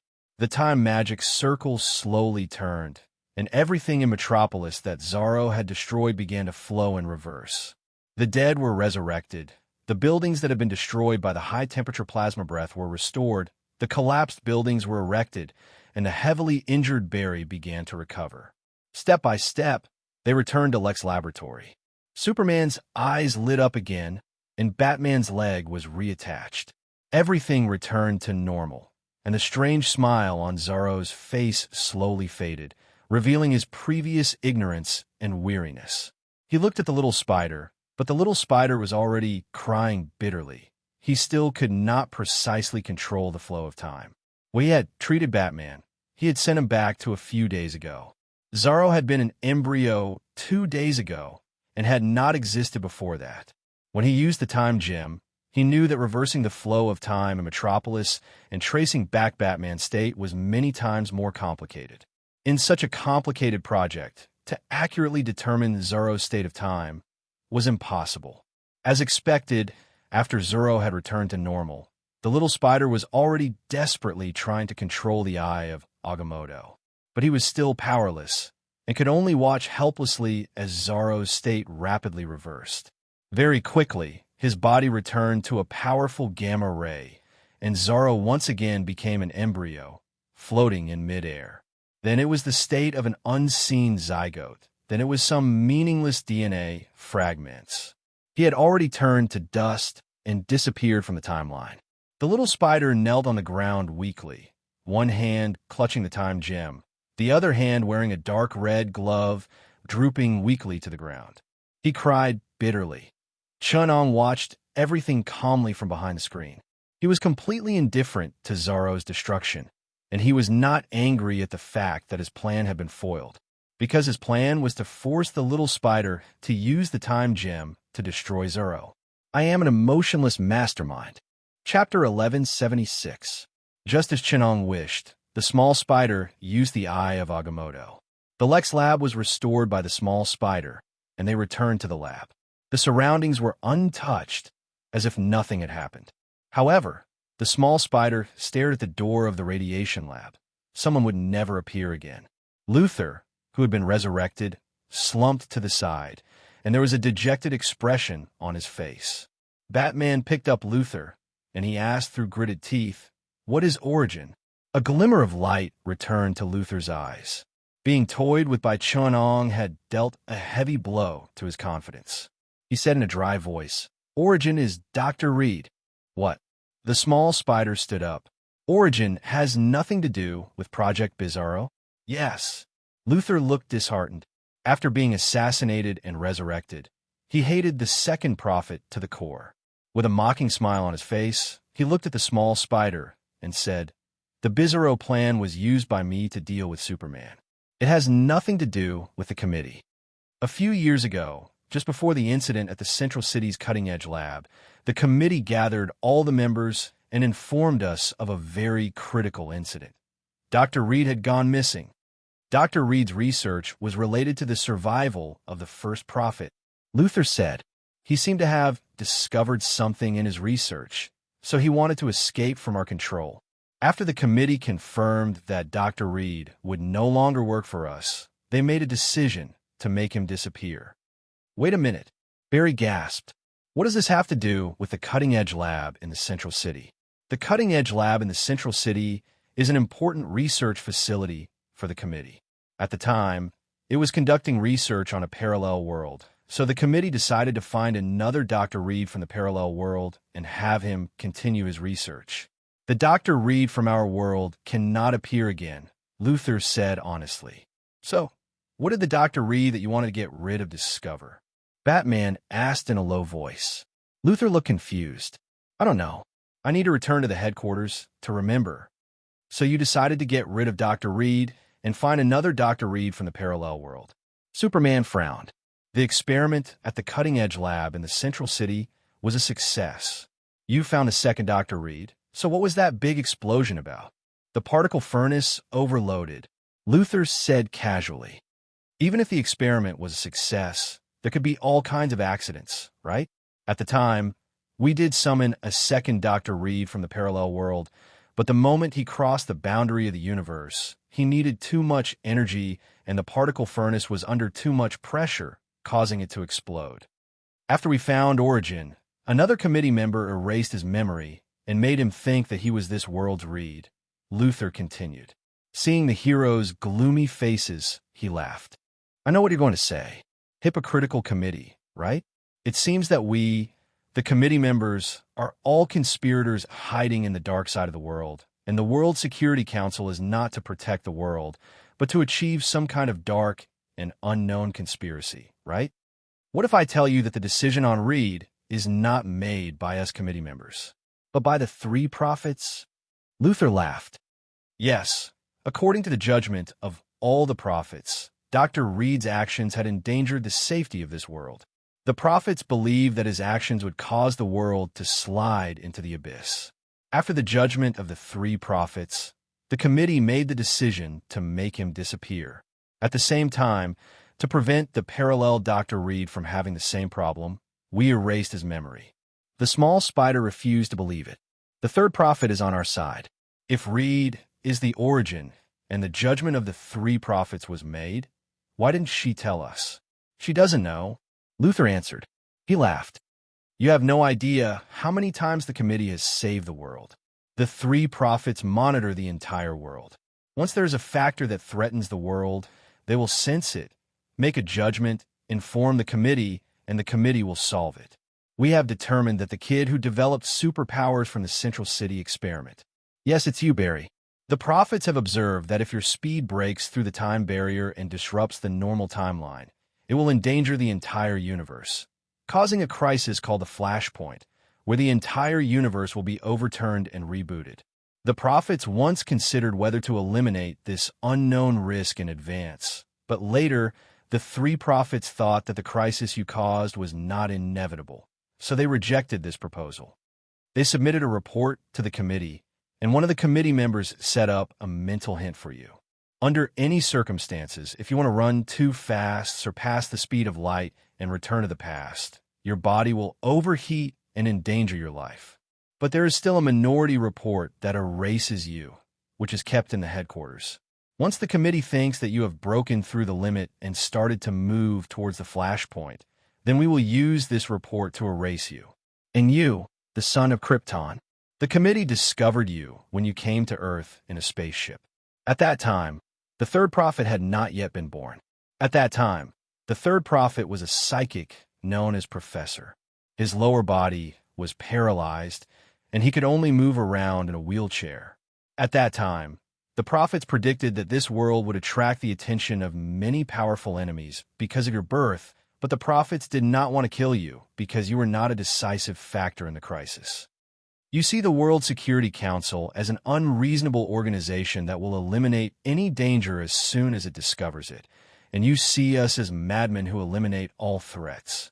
But you don't know that unless there is no second possibility, we are not willing to eliminate future risks and crises by eliminating one person. Am I right? Luther looked back and said, The third prophet? The third prophet walked out of the darkness and sighed. You are right. The prophets are the ones who control the committee from losing control.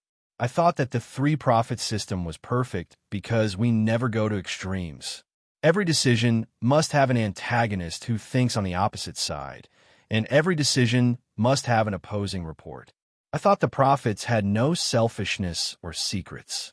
I have always been loyal to the three-prophet system created by the first prophet. You too, Luther.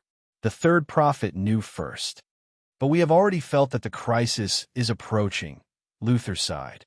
Because the second prophet has begun to break the rules of the game, we have to rethink everything about the organization, the three-prophet system, the first prophet, and the destruction of the world. These secrets must be hidden in the dark side of the organization. The only way to determine whether the organization is out of control is get those minority reports. The third prophet agreed. See how the prophets of the antagonist think, and see the secrets behind the decisions of the organization. This time, the second prophet's plan used a secret of the Joker. I remember that the prophets predicted that the death of a Joker would cause Batman to destroy the world in some coincidental situation. In the end, the prophets issued a report. As long as Batman did not kill the Joker, we would not use that minority report to deal with the crisis. The third prophet sighed. Now it seems that someone has already seen that minority report. Or the second prophet was the antagonist back then. Luther replied. The third prophet shook his head. The opposition who issued the minority report back then was the first prophet. The minority report is something that the prophets have to include the decisions of the prophets as variables that have already happened. It is a prediction of the prophet's decision to change the world. When the first prophet predicted the world after the prophet's decision to change the world, it is like an equation that includes a known variable.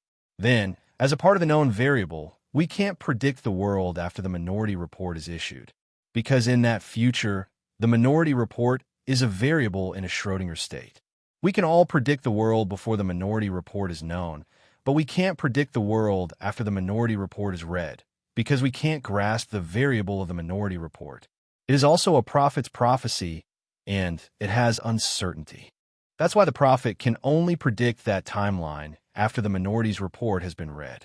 The reason why we are not worried about the minority report being leaked is because once someone reads the report will be known to the prophet. This isolated variable will start to affect the world, and the prophet will know everything recorded in the minority report and who read it. Unless this person is also a prophet, he is a variable, so the minority report will continue to be in a state of uncertainty.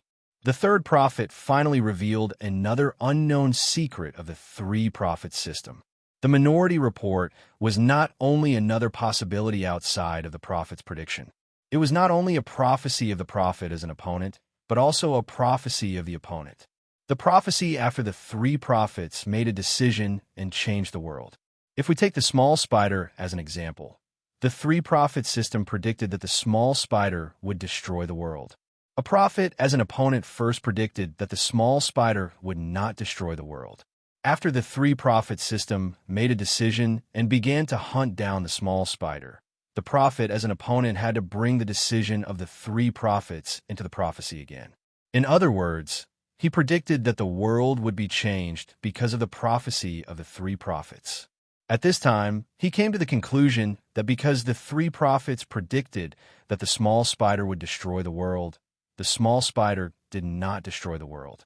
In order to avoid this prophecy from interfering with the established outcome, this conclusion would be sealed as a minority report. To avoid the occurrence of a prophecy that someone would destroy the world, a prophecy that someone would not destroy the world because of this prophecy, and a prophecy that someone would not destroy the world because of this prophecy, in the end, the world would be destroyed by someone else. Such endless paradoxes would appear. Because of this situation, the minority report could not be known by anyone other than the prophet himself. Because it was only related to the prophet, it was an existence related to the closed loop of the world. Its conclusion would not affect the world in any way, so it would not affect its conclusion. Only when a prophecy was not known by anyone would it be the most accurate. This was a prophecy without an observer. It would not cause any change to the world, so it could not be sensed by the prophet.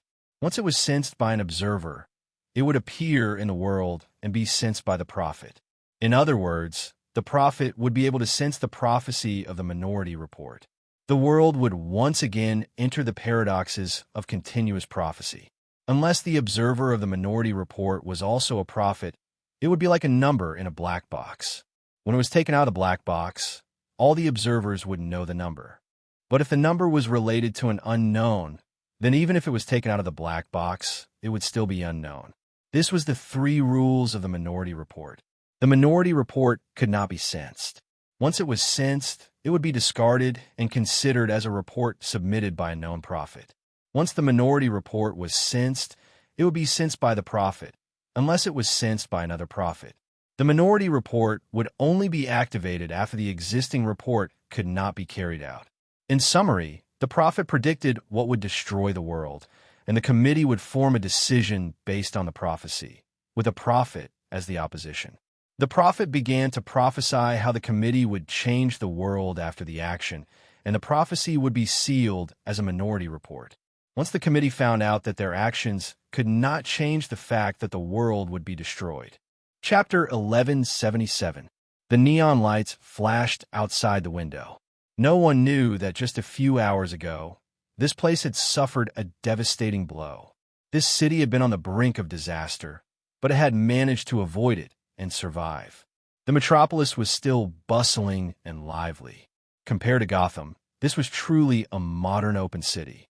The little spider who had taken off his uniform was wearing a hooded t-shirt that was commonly worn by American teenagers. He was so young that he looked like a teenager from a nearby high school. He looked out the window for a long time, and the sense of alienation from this world became more and more obvious. It was as if he was living in the shadows of this city, a completely different dimension from the glamour of the metropolis. In the picture, the little spider was light gray, and he did not have a sense of existence in the space. This was not an adjective, but a description of a fact. The prophet had knocked on the door and walked in, but she did not notice him immediately.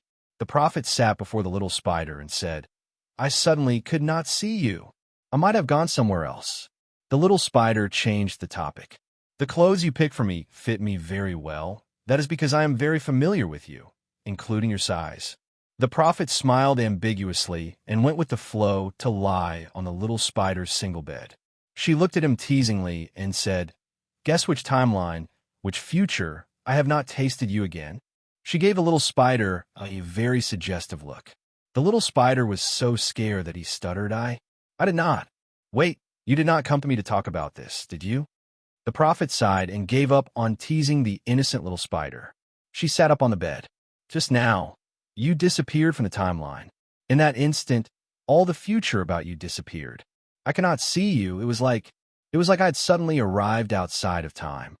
The little spider finished the sentence. "You really do know what happened to you?"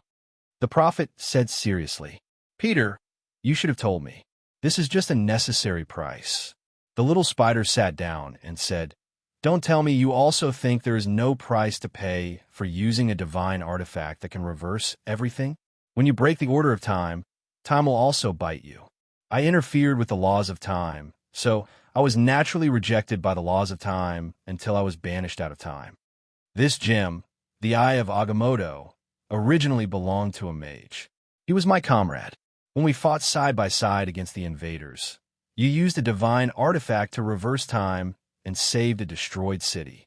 Then, right in front of us, he was captured by an existence outside of time. The river of time protects us from the spying of some monsters outside of time. Once you break the laws, you will be rejected by time until you are banished outside of time." The prophet said nervously, "What about now? Are the monsters outside of time also targeting you?" The little spider did not know whether to laugh or cry. "Do you still remember the mage I mentioned? He's doing pretty well outside of time. He took action to isolate the existence outside of time from spying on me. He's now a dimensional mage. So when I was repelled by time, I happened to meet him." The little spider did not lie.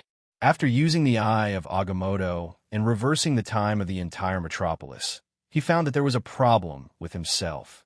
He began to gradually alienate himself from the world. Sometimes when he was in a daze, he felt that not even a second had passed, but his surroundings had changed. He walked on the street, preparing to return to the hotel, and in a trance, he seemed to brush past something on the road. He found that the sky was already dark. He stood on the street, and there was no contact with the bustling traffic and people around him at all. It was as if they existed in two different worlds. The time of this world began to reject him, and he would occasionally appear to be out of tune with his surroundings. At that time, it happened to be when time's protection for him was at its lowest.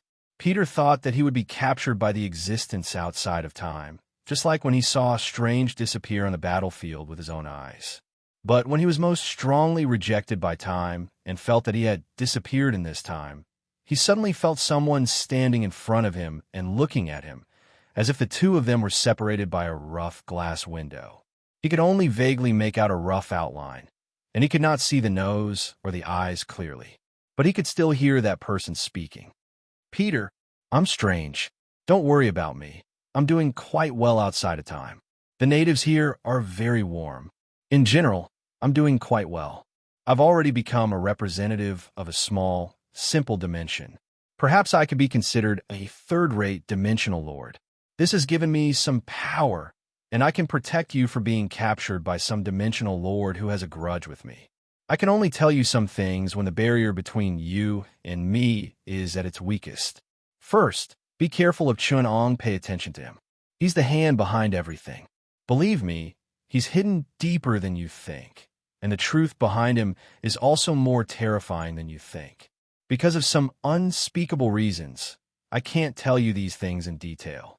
I can only say that among the many dimensions outside of time, he's one of the most terrifying dimensional lords. Compared to him, Doma of the Dark Dimension is just a small character. His origins are very ancient and can be traced back to the origin of civilization. He's part of the myth, and some kind of dark hand that runs through history. He once interfered deeply in the affairs of us mages. Secondly, there's a problem with this world. It's not that simple. The voice became more and more ethereal, and in the end, the little spider could only hear some faint murmurs. It was a strange sound that could not be described with words. He found that this sound began to affect his mind. When he came back to his senses, he had already begun to return to time. Then, the sound outside of time was a kind of pollution and interference. It became very strange, mixed with the whispers of history, some stories of the past, and some prophecies of the future. It was very chaotic and strange. This was because this was a sound outside of time.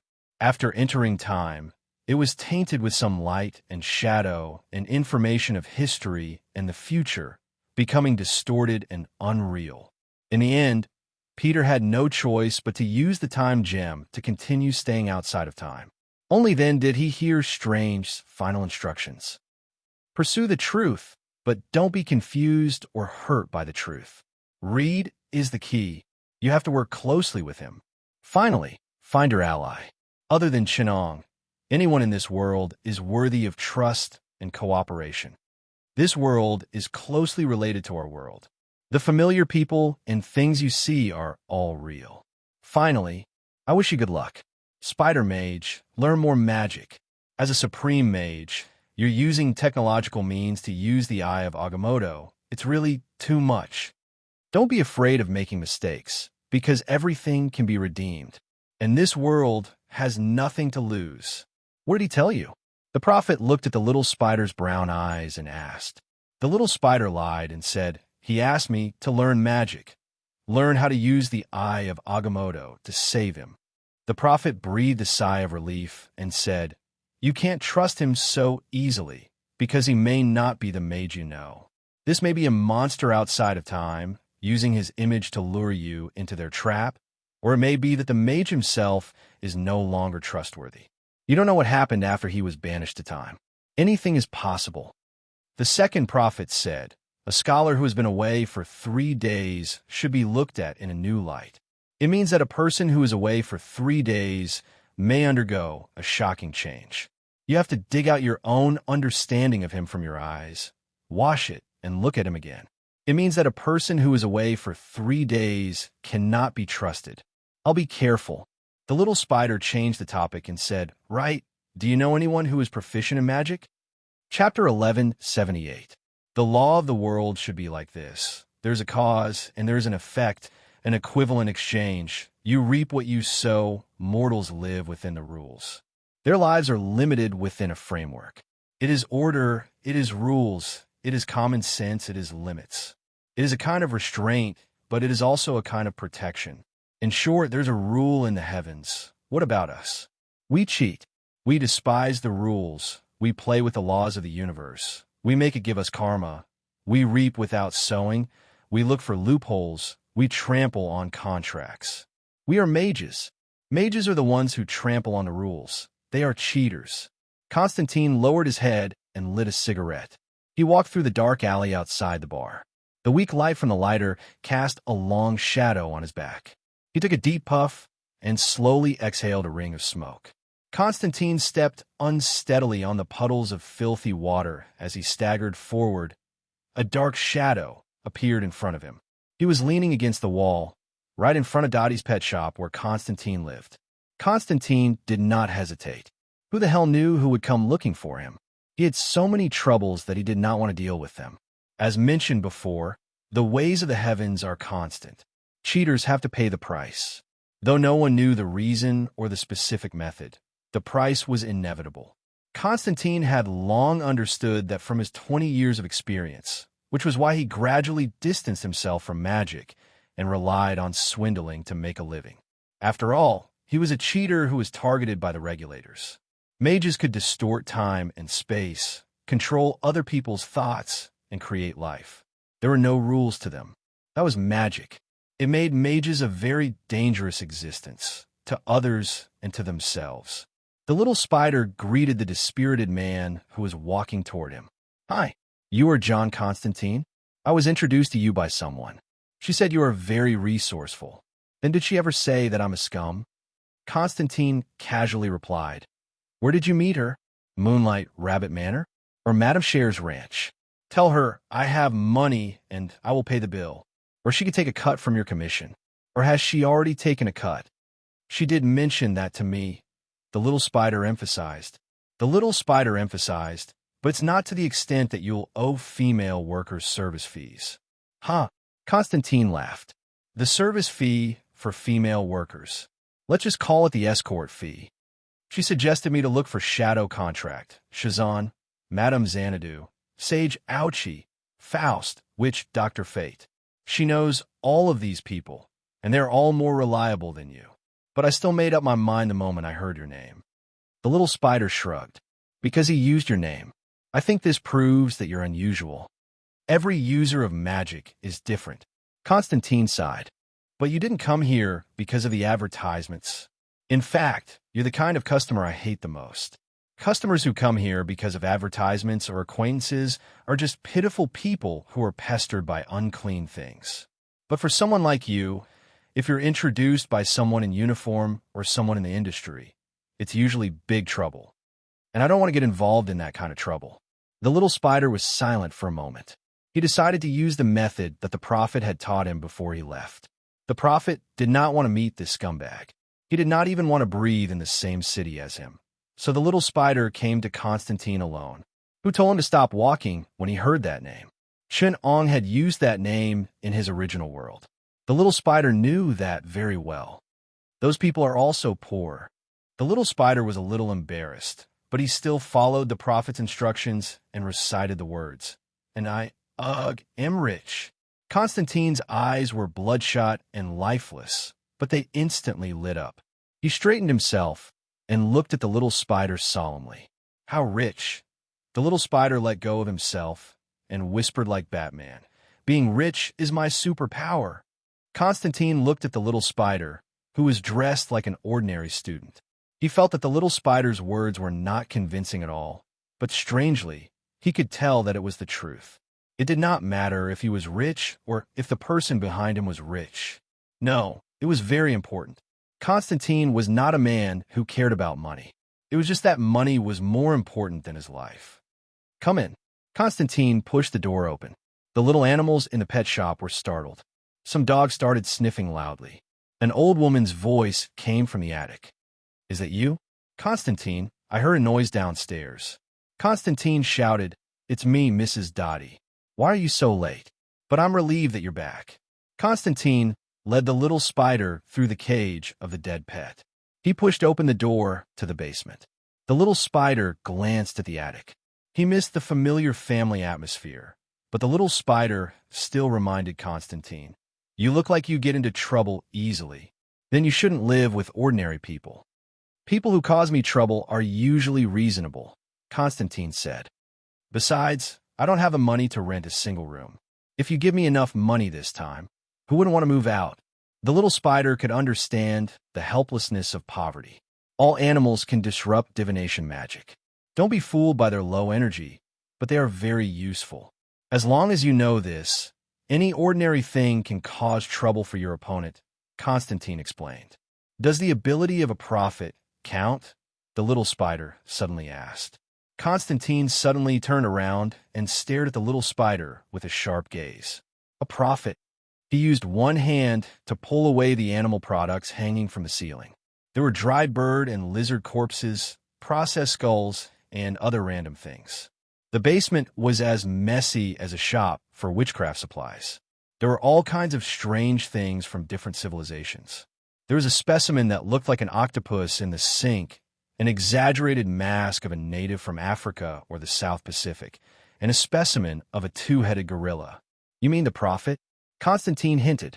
The prophet with 3 heads.